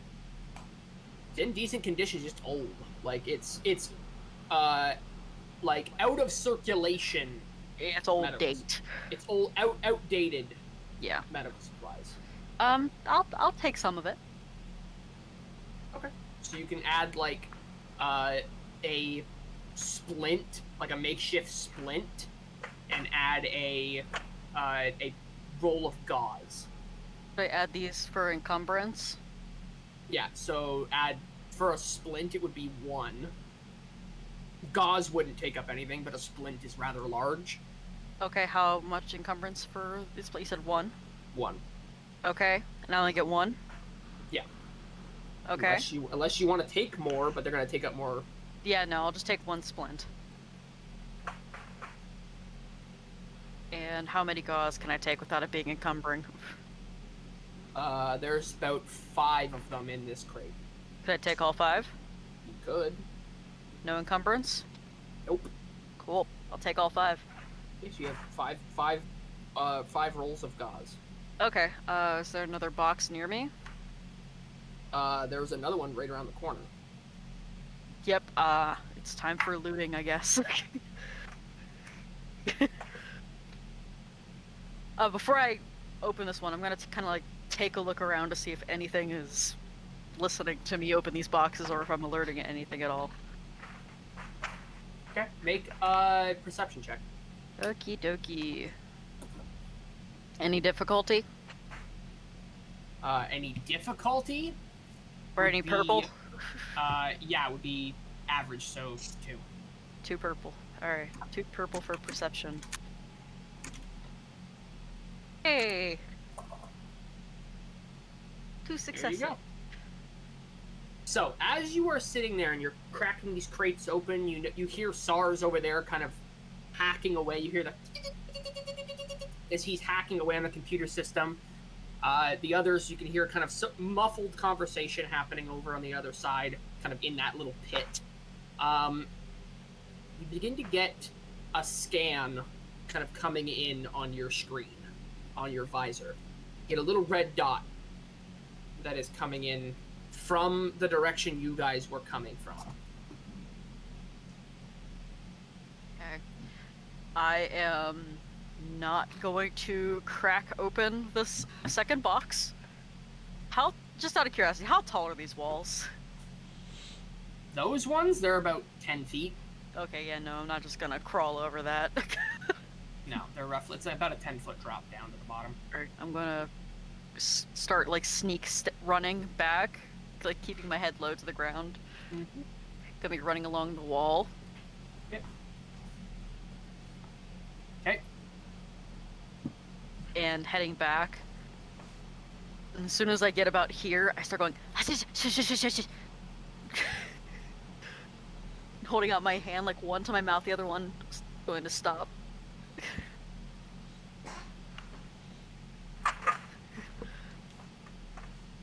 What do you rest of you guys doing as you see her doing this?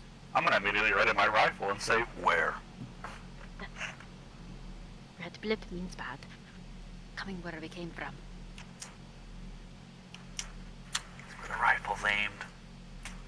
Okay, so you kind of aim the rifle that direction. SARS, are you stopping at all, or are you continuing to hack? Would he even hear this? She didn't Probably yell. not. Probably Yeah. not. So Yeah, you wouldn't no. hear shit. I'm just gonna smudge up against the wall here. Just gonna get in the corner. Yeah, SARS is Alright. just humming So- quietly humming a tune to himself, hacking. Yep. So as you're doing that, you guys kind of get down. She kind of turn the gun towards the direction and kind of sit there and wait. And Haruko and Arvax, you guys hear that familiar, that kind of echo coming, and then it screams past as you guys hear,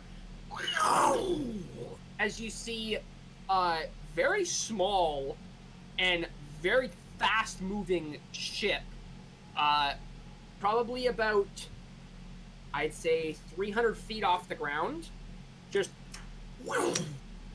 bank past you guys. And Aola, you watch the little red dot go beep, kind of, it blinks, as you guys catch it, and then it literally blinks on the other side as it passes by your scanner range in like 2 seconds. Just you guys see it literally. You hear the screech of the engines, and then it just flies by like insanely fast. Whew. That was the red blip. Good to know.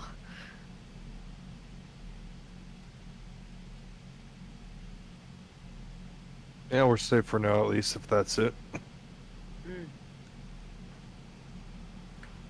At this point, you guys hear the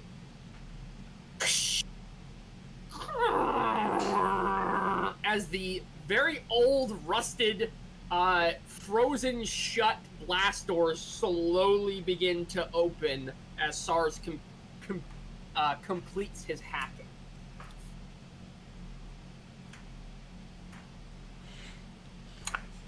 Ash is gonna stay looking forward and start motioning for the others to go while he keeps an eye on it, backing up slowly. So y'all head this way, please. Yeah. So you guys start backing up quickly into the structure. As you guys, the doors very, very slowly. The doors have yet to open enough that you guys can actually see. Like, they're moving super slow as they're packed with ice and rust. However, they are hydraulically moving as SARS was able to get the computer system working as you guys are backing up close to them. As you guys are moving in, you begin to notice the inside as the doors slide open. What is facing you is a very large vehicle currently sitting inside of this bay, and the multiple doorways that lead outside of it. So this is what you guys are seeing. You guys are outside of the doors at the bottom of the screen. Oh, mama. Oh, hallelujah. Oh, mama. However, this is the interior of this structure. As you guys enter in through the blast doors from the snow and the ice and the wind and enter into this old structure, I'm assuming, SARS, you would have had the doors open enough that you guys could walk in and then had them close behind you. Oh, absolutely. Yeah, fuck that.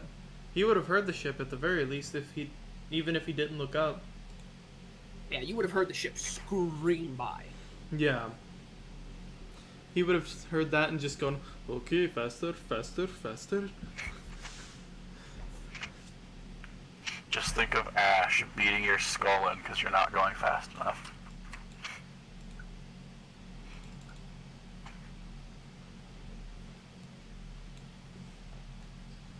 Alright, so as you guys enter, you see this very large vehicle sitting in front of you.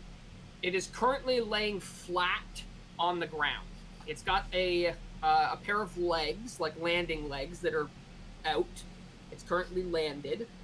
And it is currently parked. However, the rest of the structure, you look around, and it is in about as similar condition as the rest of the structure, as much as disuse as the rest of it. However, you guys are free.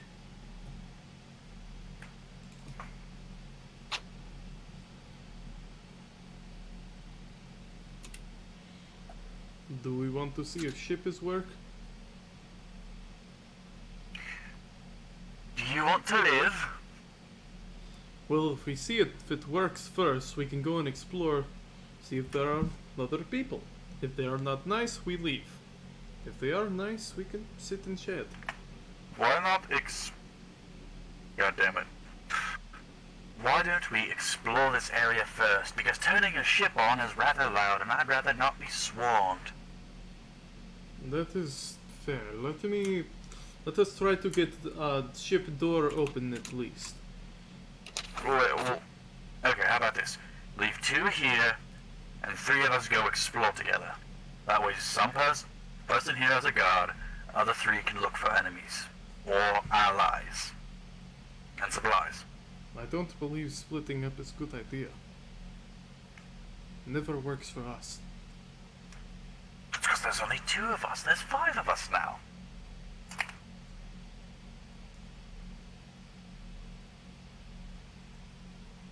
While they're talking about there might be things in here, I'm gonna check my headset. You immediately start scanning the room. Did you turn your scanner back on, by the way? I did, yeah. Okay, because you did say you turned it off earlier. Yeah. Okay, so you've got it back on and you're beginning to get the readings. There is a numerous amount of electrical fields on the inside of here. Yeah. However, you don't see any threats or life forms on the inside of this structure. Just in this room, or? Your scans don't really go anywhere outside of this main room. Okay. So That anywhere, notice there's nothing anywhere, else to do.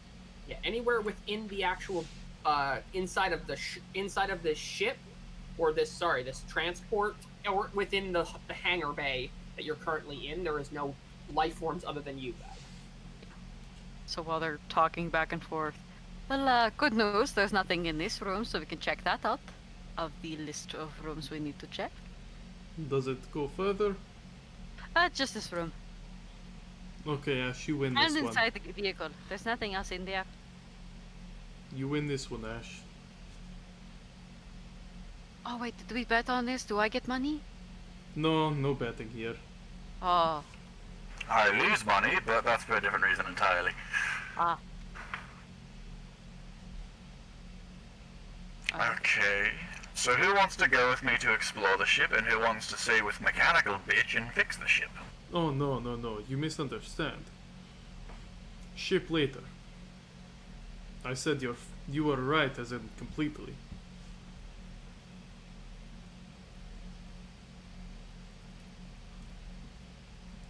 Ayola's gonna walk over to you over here. I forgot his name. I'm so sorry. I should remember names. It's so hard to remember names. Arvax.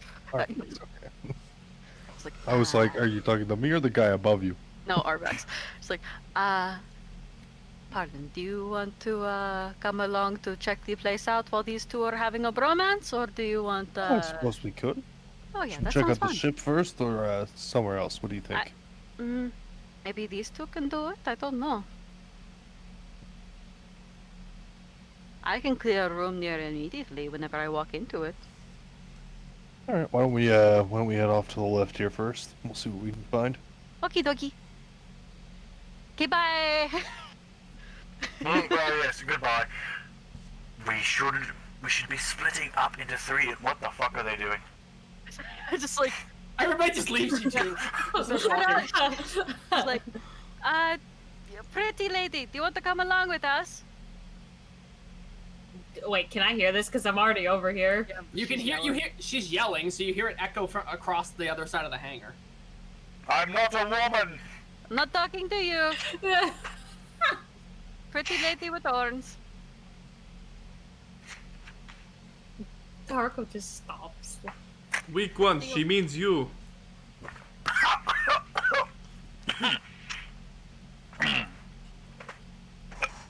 Excuse me.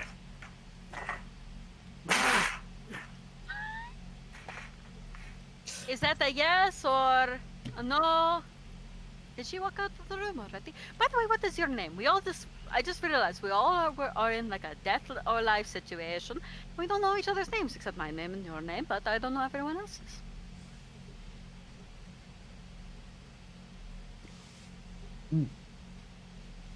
Alright, Oh, wow. ignore me. I don't know who you're talking to. No, I was no, talking no. to anybody within range. I'm Arvex. I don't know if I've mentioned. Karka's gonna assume you didn't mean her, so that's why she just kept walking. She said pretty lady with horns. She thought she meant Ash.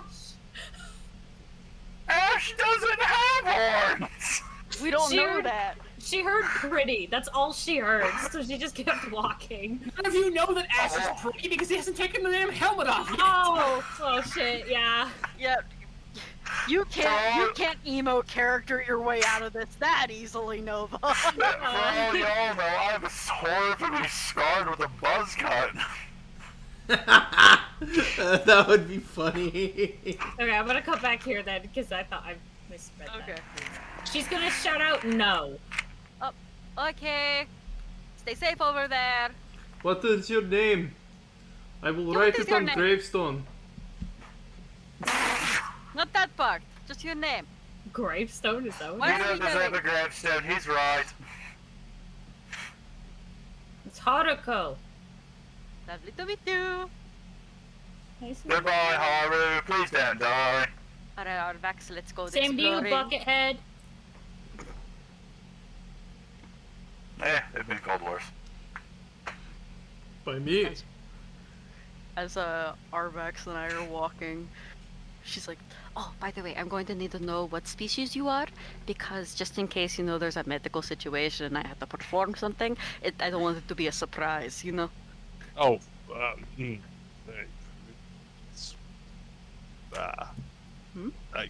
an Ubies, I guess. I can tell you that much at least.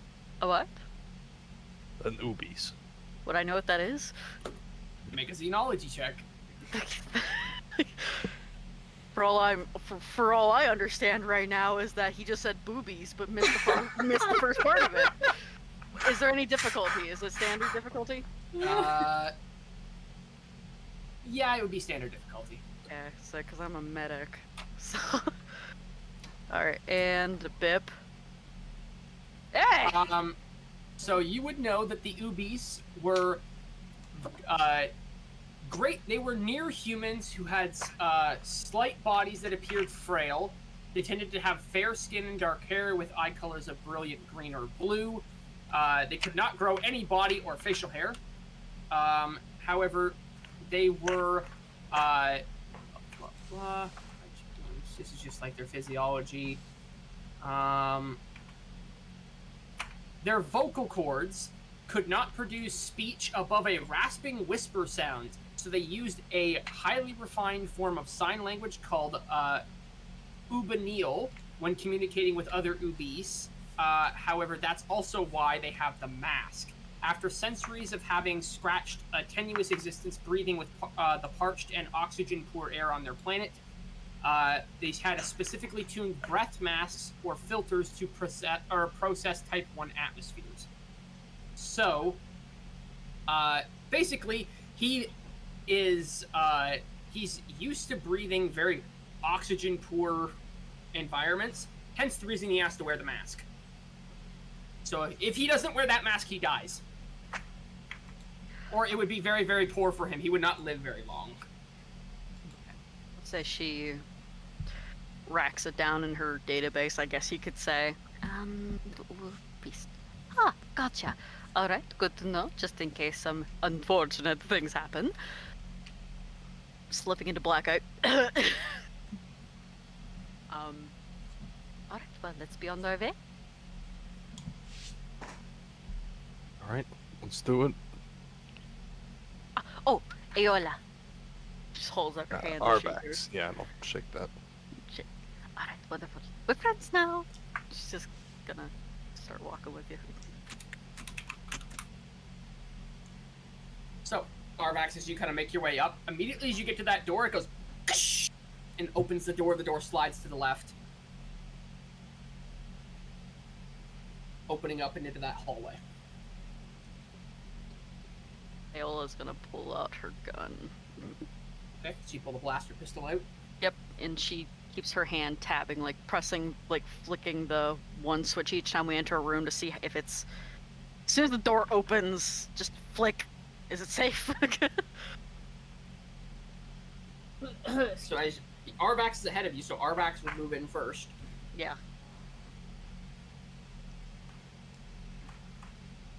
So Arvax, as you move in, are you checking corners? You have your weapon out? What are you doing? Yeah, I'll have a pistol out, but but I won't be too serious about like checking the corners or anything. Yeah, so I'm you not just kinda paranoid. Yeah, I figure just- we'll be fine. Yeah, you have your pistol in hand, just kind of loosely held in your hand. You just kind of walk in, looking around. You kind of look to the left, look to the right. There is a door another door at the end of the hall. There's a door to your right, and there's a door directly across the hallway from you currently.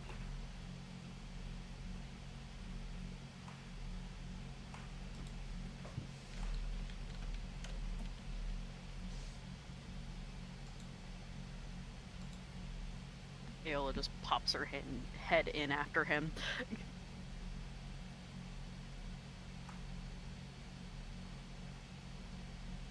Excuse me. Okay. So you guys kind of step into the hallway. So you got 3 doors. Left, right, forward. Which way would you want to go? Yeah, I'll go left. Why not? Okay. So you start walking down the hall.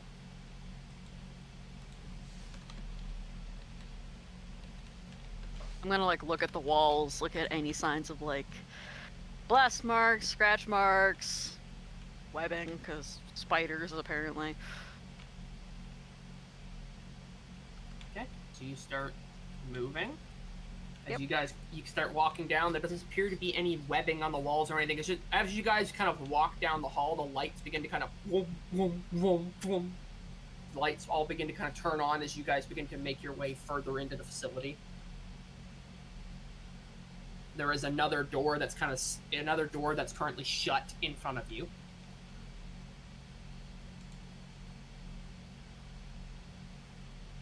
Oh, no, keep on walking down there. Okay. So you walk up to the door kind of opens up to the left again, slides open. As you guys kind of step into this chamber, you see a little bit larger chamber. There is a recessed area into the floor with 2 chairs and a number of controls. This appears to be some kind of a control room. There's a number of controls here with the 2 chairs. The far left side of the chamber, you can see a large, like hollowed, like on Hoth, they had the map at all of the different locations. Basically one of those big, like see-through maps with all the little lights on it for all of the different locations. There's a big map.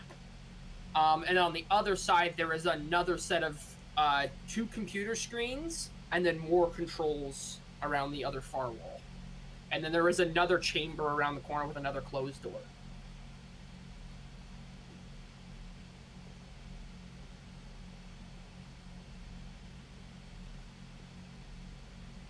I'm gonna move in and kind of just look around on the walls before going into the control center area and kind of looking at the monitors. Yeah, so you start looking at all the little monitors and stuff. It appears to be a control/communication center. So as you're kind of looking around, scanning the different control units and things. These ones are kind of for various power systems in the actual facility itself. So like your life support, the heat, the lights for in the different facilities, different power grids. So you start to notice that you can actually shut the power grid off. So if you wanted to isolate one room to the other, you can. So if you wanted to just have power to the hangar, you could shut the power off to all of the other stations and just have the hangar have power. Arvax, as you get to that section, and you begin to read those ones, these control panels are the ones that control that large dish outside. This is your communication station. These controls control that massive dish outside.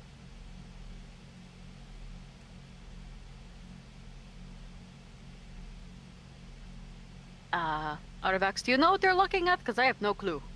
And it is communication equipment. I can tell you that much at least. But like, I'm a techie guy here. Nope. I Well, just isn't see an antenna or communication- 2 and assume that's it. Shouldn't we try to, reach out to somebody? Maybe. Let's go find someone who's good at this kind of stuff, though. I can fly a ship, but that's about the extent of my knowledge of this tech stuff. I mean, that's better than I can do. I just heal people.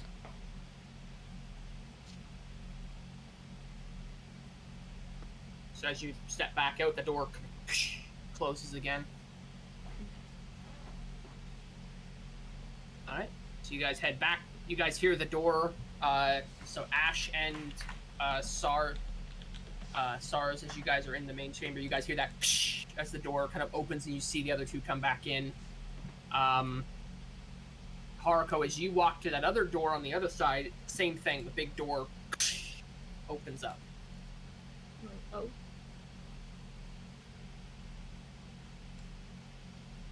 This door right here. As you walk up to that door, it opens. Oh, I thought. Never mind. Wait, I'm gonna go through it. Okay. So it's a long hallway. You have two doors. You have one on the right and another one on the other, or further down on the right, and then you have one hallway that goes on the left. Which one the closest? Okay. So you gotta walk up to that door, and it kind of opens up, and you look inside. You see a little tiny curved control panel on the inside.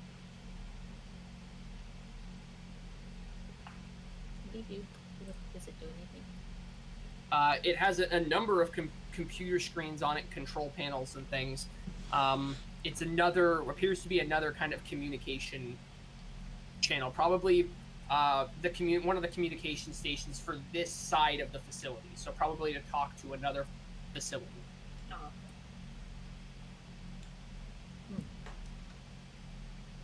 She's gonna check out this door then. So as you step up to that door, it opens up. This one, as you step inside, immediately you see this is the barracks. This is where all the beds are. So you can see a number of bunks. The beds are perfectly made. They're old, like the sheets and stuff. Nobody slept in these beds for years. They're covered in dust. They're probably freezing. But the beds, the pillows, all of the what do they call them? Like your storage crates. They're all closed up right now. And this is a barracks. This is where people will sleep. Foot locker? Yeah, the foot lockers. All the foot lockers are there where you're currently standing on your left and right are the foot lockers. Are they opened or are they all locked? They appear to all currently have locks on them. They all have like a pin code on them. Like it has a little a pin code like lock on them, and you have to punch in a pin code to open them. She's not gonna bother with that. She's gonna walk back out. Okay. Check out this. Okay. So as you walk up to that one, you see another door on the left-hand side. As you walk by, the door just kind of opens up, and you see it's a bathroom on the left. Walk up to the next door. The door opens up. This is as you walk up into this one, this is the mess hall.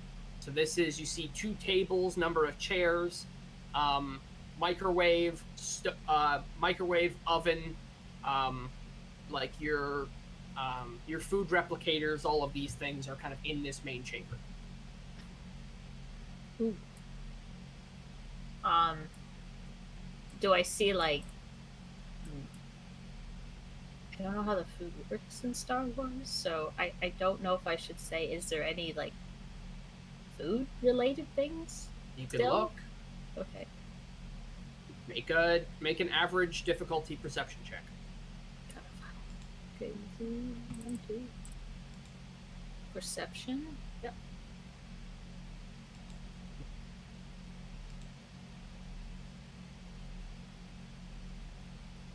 Okay.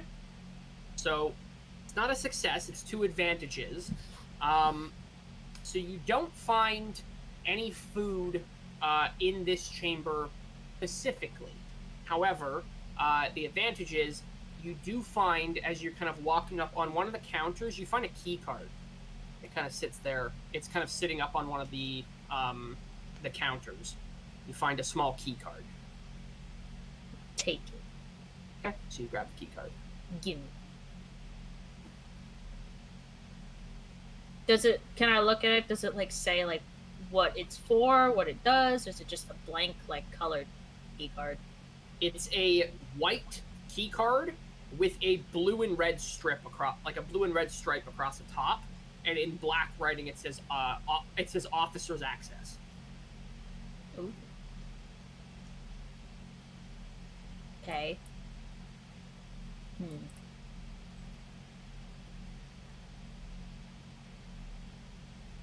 she's gonna.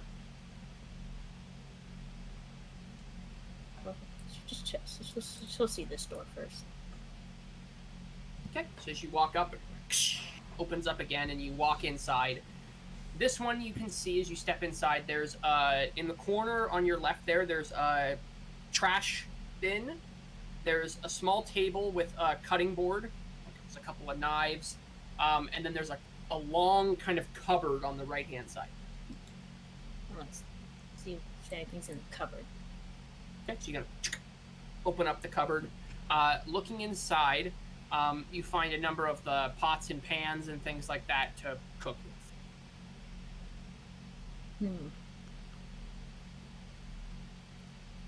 And there is another door there on your left. This one? Yep. Just gonna try to see what's in this.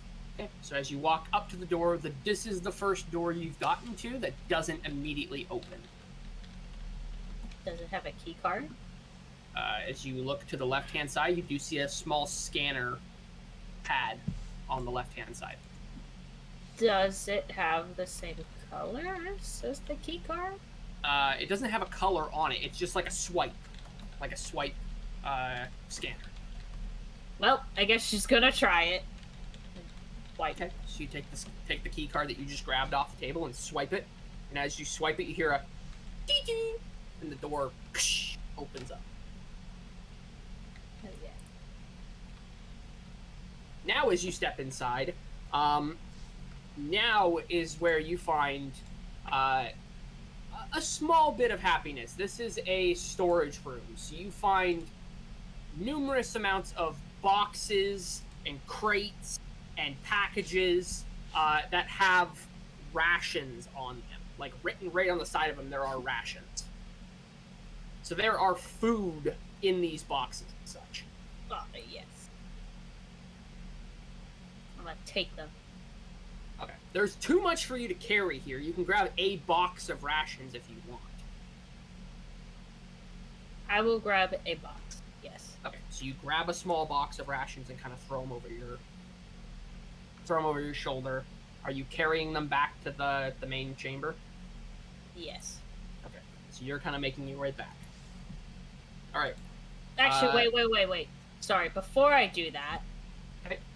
Is there like an open version of them? An open box? No. Yeah, or like, is there some that I can grab myself? No, there's none. They're all closed. This is a storage room, so this is all storage. Can I open one? You can. You kind of cut the box open and open the box.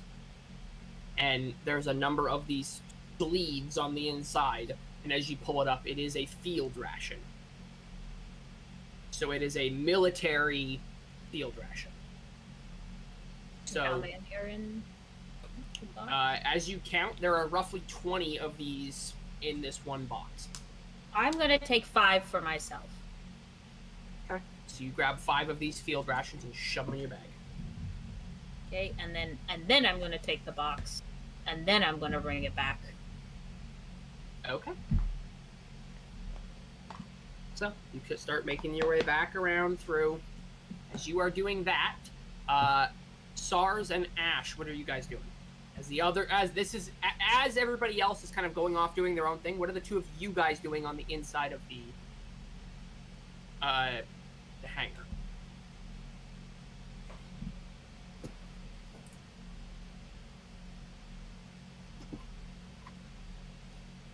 So Please Ash, tell me they're still arguing.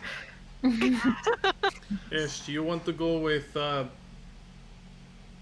what is it? The weak one, or do you want to go with the duo? Or stay? If they're not worth it, if they die, they die. We still get the ship. Well said. I'll give them until they get back, and if they find something useful, then they get to live. I won't kill any of them, but they get to come along. Let's get this hunk of junk moving. Alright. Where's door? Where's door? Where is door? The door is at the back. Motherfucker. I'm just gonna crawl thing. Okay, so as you guys are kind of walking around this thing, it is old, it is clunky, it is, though both of you guys are fairly, both of you guys know vehicles. You don't know the specifics of what this kind of vehicle is, however, you do know this is not a spacecraft. This is a ground vehicle. This is a land speeder. Does it have guns? No, this is unarmed. Fuck. Alright. This would have guns, had it not been like, you could have gotten this one with weapons. This one doesn't have it. This is a unarmed variant. I regret needing Coruscant. You know what, next time we need supplies, we just go into the fucking outer rim. We're not allowed there, or I am not. We'll avoid that territory. You know we know how to. Yes, that is true. Just no huts. No huts. No, yeah, no huts. I know, I lost half my bounties when I took you on. Anyways, can we get in the fucking ship? Door. Is it locked? He's gonna take a look. As you walk up to it, the door doesn't just automatically just present itself and open. Is there some kind of like a keypad or anything next to it? There is not. Is there an obvious latch that's holding it closed? Make a perception check. Single difficulty. Oh, just one? Cool. Yeah. You're right up close to it, so it's not like it's hidden. Where are you? Chief? Yeah. Yeah, you do see there is a large handle that kind of recesses itself into the hull of the ship, and it's one of those like pull down handles. Ash, you kind of look up and see the large handle that you pull down. Yeah, okay, I'm gonna pull it down and get my slug thrower pistol out because I don't necessarily trust the Twi'lek's assessment of danger. Okay. So you kind of reach up and immediately kind of pull down this handle, this rusted-ass handle. As you pull it down, you kind of quickly step to the side and pull the pistol out and aim towards the inside of the hull. And this large metal door just kind of into the ground. I'm assuming SARS, you're going to hop out of the way, or at least get out of the way? Or Yeah. you're going to... Okay. Move out of the way. I'm and also draw gonna his get hit pistol. on the head by the fucking door. Oh, you would have crushed by the door. No, he'll move out of the way and draw his pistol. Okay. So both you guys kind of hop out of the way and aim the pistols towards the inside of the door. Kind of looking inside, this is not a very fancy ship by any sense of the word. But it is functional. It's essentially like the Star Wars variant of a Winnebago. Like... But as you guys kind of look inside, it's dirty, it's dusty, you can see like the actual like the ceiling of it is like hanging in some spots. There's wires hanging out of shit. Like, it's pretty broken down, but could be fixed if you guys were handy. SARS, I have been covered in a rancor's intestine. I have slain a rain and blood wolf, and been covered in its foul-smelling stomach. If you ever tell anyone we rode in this thing, I will gun you down myself. Why would I do that? That means I rode in it. You seem to have lower standards. Just Alright, because let's get I was a this- slave doesn't mean I have no standard. Alright, then let's get this clunker working. I'm gonna set to work getting this shit fixed, I guess, with SARS. Okay. Are you working on electrical or mechanical? Mechanical. Okay. So you are going to go ahead and make a 3 difficulty 2 setback mechanics check. Who? Me. Ash. SARS, are you working mechanical or computers? Electrical or mechanical?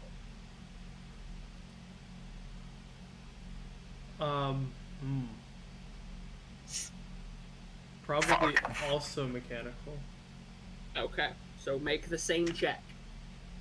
Okay, so hold on, wait, let me double check something. Okay, so you said 2 setback, 3 difficulty? 2 setback, 3 difficulty.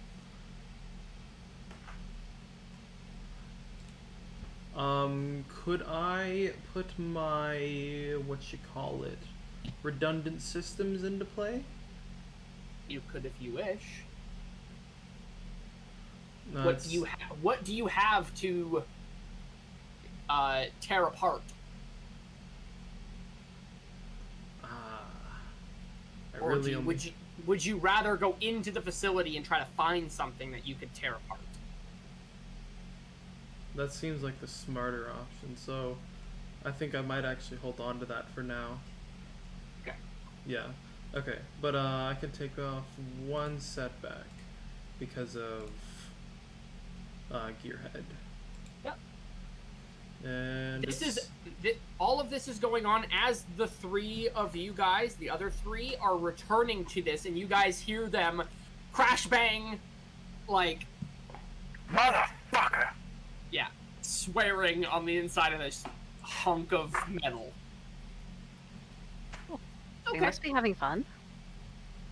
Yeah, SARS, you are in there, kind of moving around it, looking through this thing. You're finding out it's unarmed. You are having a little bit of trouble. It's kind of straining you a little bit, so I will say you suffer another point of strain just from trying to, like, bust loose rusted bolts or trying to tighten things down too tight. As this is a very old vessel. Mhm. I will say, Ash, same thing with your threat. You suffer a point of strain. But SARS, you are actually able to start the process of fixing this thing mechanically. Over the next couple of hours, as everybody else has come back now, for the next couple of hours, you are going to sit here and get this thing to a point mechanically, where this thing will be a functional vehicle.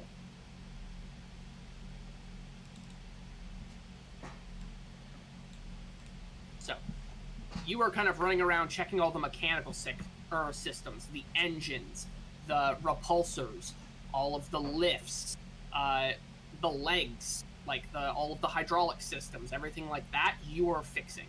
Ash, if you wish to, I will allow you to switch over and try to do the electrical systems, to do the computer systems. Yeah, I'll try it.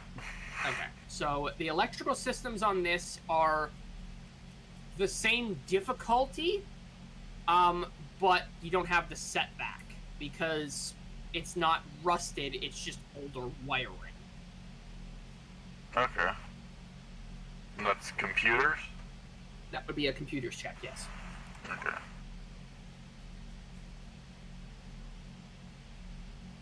There you go.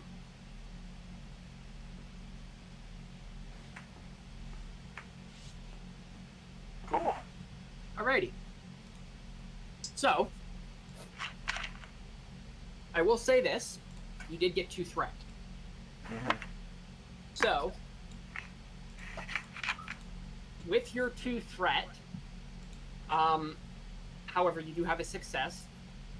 You were able to crawl all over the interior of this hunk of trash. This thing is old.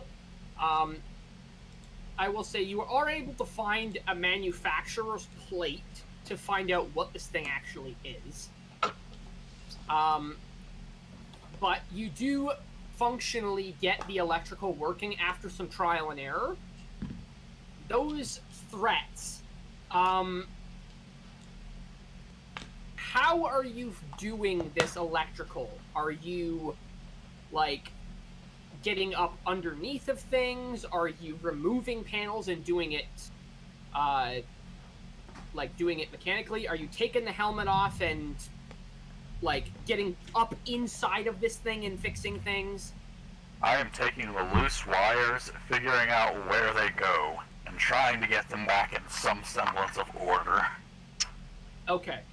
I will say this: the two threats that you have, I'm gonna remember those. They may come back to bite you in the ass.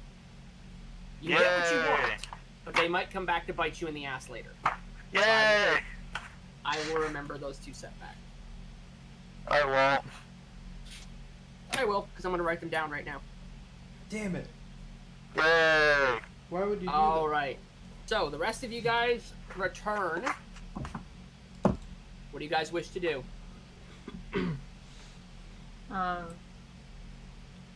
Orko's gonna carry the not the bats. The box. The box, thank you. When she walks past here, does she see the two inside? Yeah, you see them like crawling all over it. Like, you see SARS, the Keldor, the really alien-looking one, kind of crawling all over this thing and like fixing mechanicals, hydraulics, like working on the engines. Kind of on top of it with like a freaking blowtorch, like fixing things. Whereas like as you walk near the back, you literally see like sparks and things as you see Ash on the inside, currently sitting there with underneath the control panels of stuff, sparking wires and things, trying to get the electrical to work. Okay, well she's gonna walk past them, and then she's gonna walk up to Aola and oh wait, where's Alex?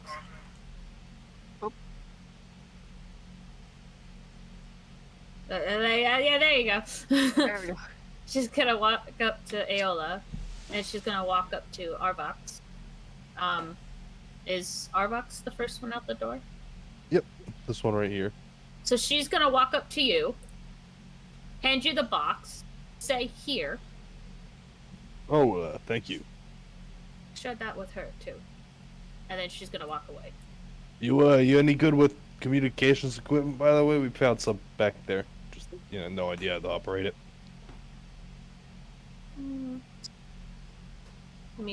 Let me actually check. I don't think I have. The computers. Oh, is it computer? Nope. I have I'm normal on that, so no. No, I don't know anything about those. Ah, well. I'm sure one of the other two will. Well, Probably we'll the figure bucket. something out. He might Yeah, have most something. likely.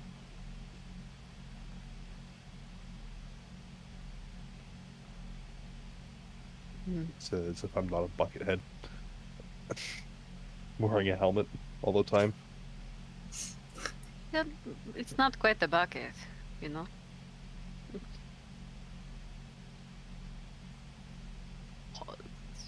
These Arvax go into the Oh yeah, no, I was walking up toward the vehicle, see if the other two are in there. I'm assuming they went in here. Yeah. The two arguers probably heard them arguing, clanking about in there. Yeah. Well, you currently see Ash is in there, currently like sparking wires and shit, and currently SARS is on top of it with a blowtorch, like fixing like metal work on top of it.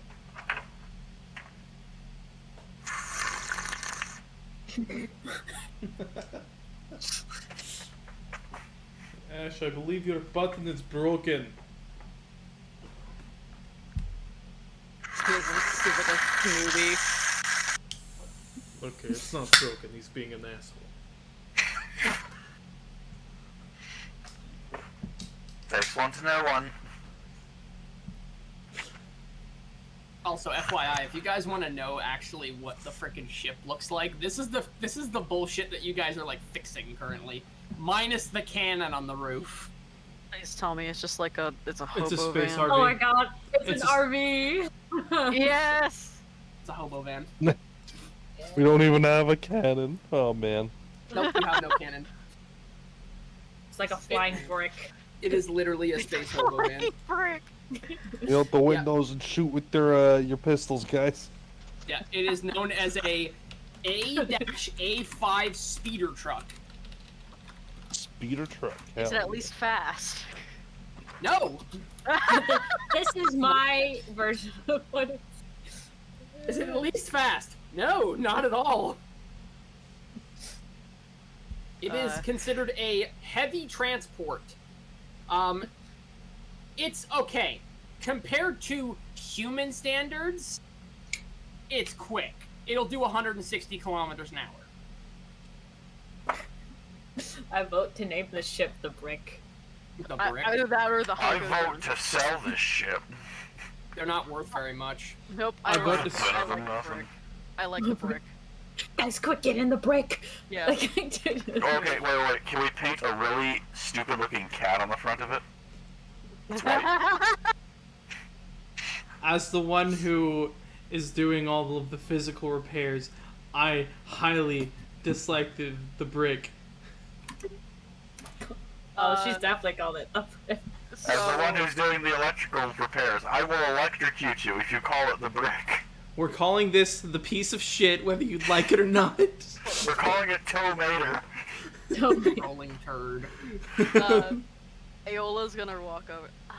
Heracles, was it correct? She has like her arms crossed and looks out. Yes. Okay. So just so I can have it in the database, what exactly is your race again? It's not clicking in the mind. I am a Zabrak. Got it. I just want to make sure. I got to know what everyone is, just in case something happens and I have to cut someone open and that kind of stuff. By the way, very interesting vehicle. It is trash, but it is nice. By any chance, have you seen paint? I'm sorry? Paint. Pain. Or any kind of spray. Is there any? Can I start? She just starts wandering away from the conversation she just started, and Yeah. I'm going to look for any form of paint or something I can use to color the side of the vehicle. While these guys are going into the vehicle, I'm gonna try to get creative on the outside. I mean, you can look. Go ahead and make a average difficulty perception check. Okie dokie. Can I take off 2 difficulty because it's foraging? It's not foraging. Okay, fair enough. I tried. Almost. Come on. I just realized he's gonna hear a lot of "Can I take 2 difficulty off?" because it's foraging. That's not just from you either. 3 successes.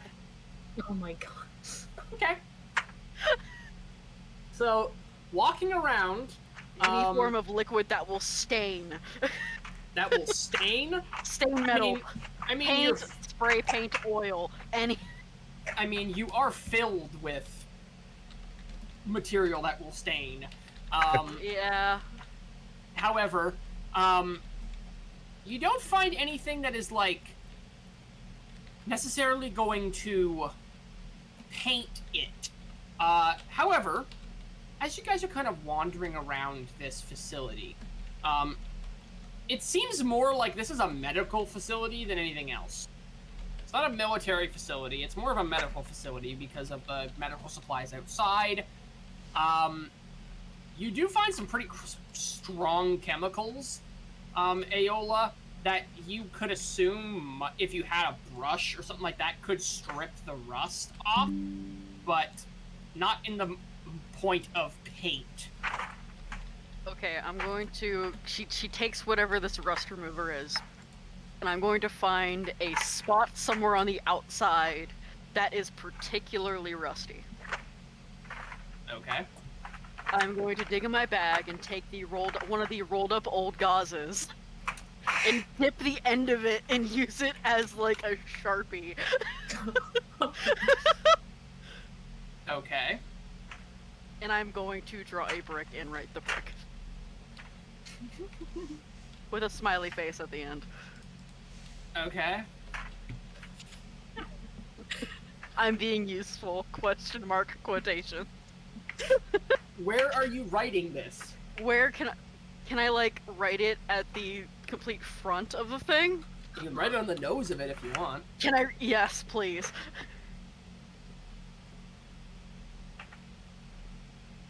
If I'm able to, I would love to.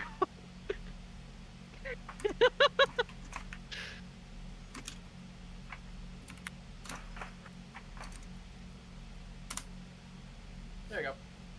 That's kind of what this thing looks like. So there's what the outside looks like. That's what the cockpit looks like when you try. Yeah, on like the top right underneath the windshield is just gonna be big bold letters, the brick, with a smiley face.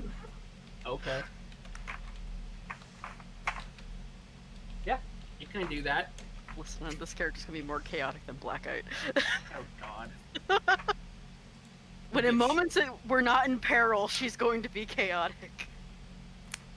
So Hey. does one of the three see just ale at the end of the truck smearing something? Yep. Which one? Me, I'm on top.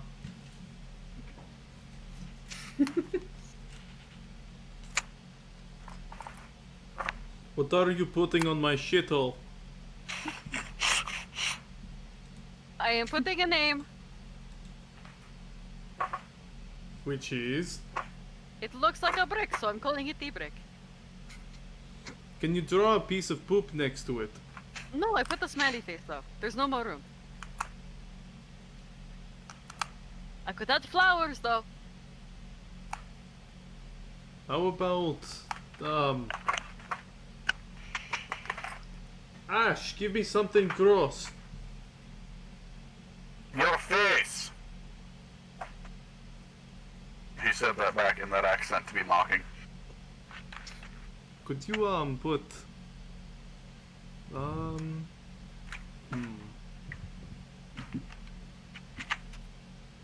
No, you wouldn't know what that down on the list. Flowers work. I might. I mean, I might if you tell me what it is. Shouldn't assume I don't know what's going on. All I know is some kind of dog. But go with flowers. I know a dog! Can I draw that dog? If you wish. Yes! And she's going to... Hold on, let me look at the picture of this thing again. You guys are giving her way too much credit. Okay, you know Bailey off to the side, there's like the big part, not the, like right next to the window? Yeah. It's like the side of it. I'm going to draw like a very cartoony charhound. Just like Oh, thank drawing... God. Are you changing the name of it to the hound or something Nope, like it's that? still the brick but with a charhound on it. Okay. It's going to be called the brick. It's stuck that way. I only have so much rust remover. Yeah, you're pretty much out of it by this point. Yep. After that, Alright. she just moves the can off to the side, admires her work, and is gonna go chill with the pretty lady. Just gonna sit on the ground. Okay. Okay.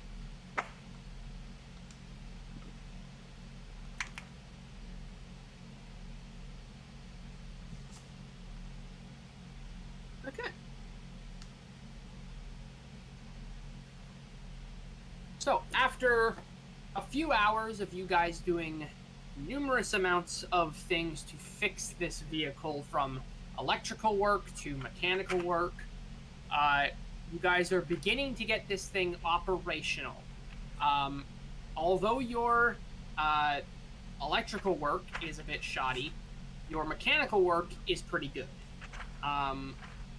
So, in doing so, at basically this point, if you guys have a big enough power supply, you guys could fire this thing up if you wanted to.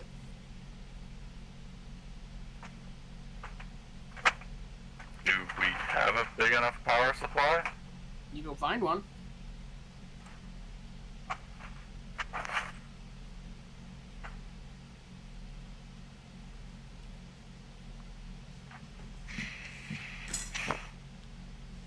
Alright, cool. Ash is gonna go out the back of the the ship with his helmet off. Okay. And just walk just towards the store and try to go through it. Okay, so you walk up to the door, and the door opens to the top. The store goes up.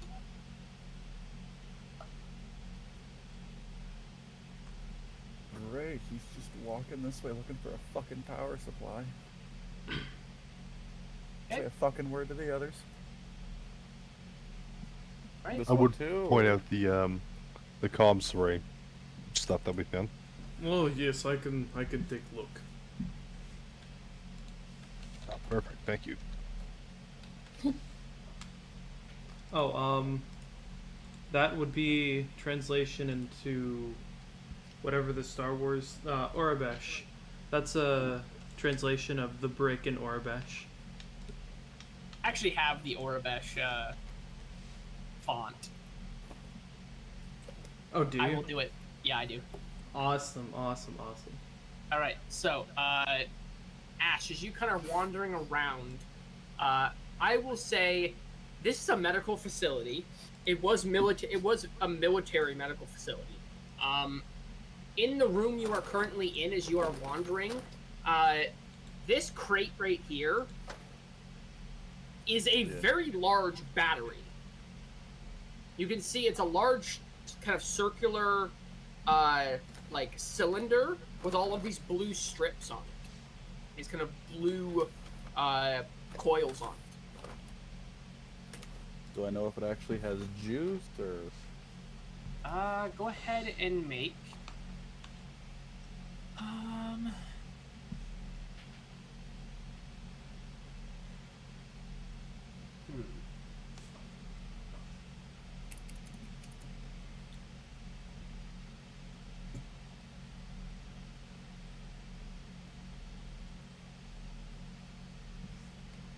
Go ahead and make a average mechanics check. Oh boy, I'm prepared to fail. You're unsure, but it looks like a power supply.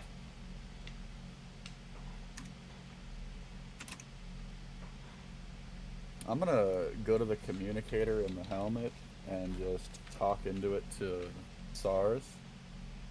Please get your ass back here. I found what's a battery. I can't tell if it has juice or not.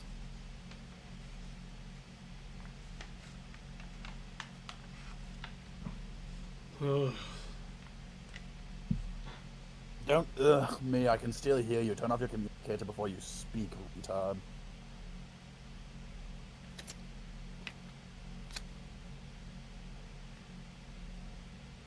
Oh fuck, I'm out of coffee. I will be back there soon. I was told about the comms array. Comms array don't do jack if we can't move. That is true, but we can contact people.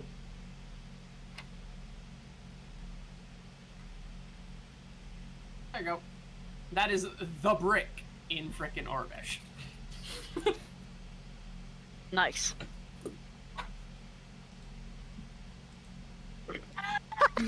Brick. Brick. It's fun. Now, who would All want right. a brick? So, as you guys are preparing to inspect the power supply, inspect the comms array, and getting yourselves hopefully ready to try and pursue a way off of this planet and try and get to a civilized area, I think that's where we're going to pick up next week. We are going to end session for tonight. Nice. So, Oh yeah. Thanks for the game. yeah, I got a you. wicked headache, so Thank you. probably gonna call a night there. I'm freaking tired. yeah. Thank you very much. Gotta No say, worries. gotta be honest. So far, I kind of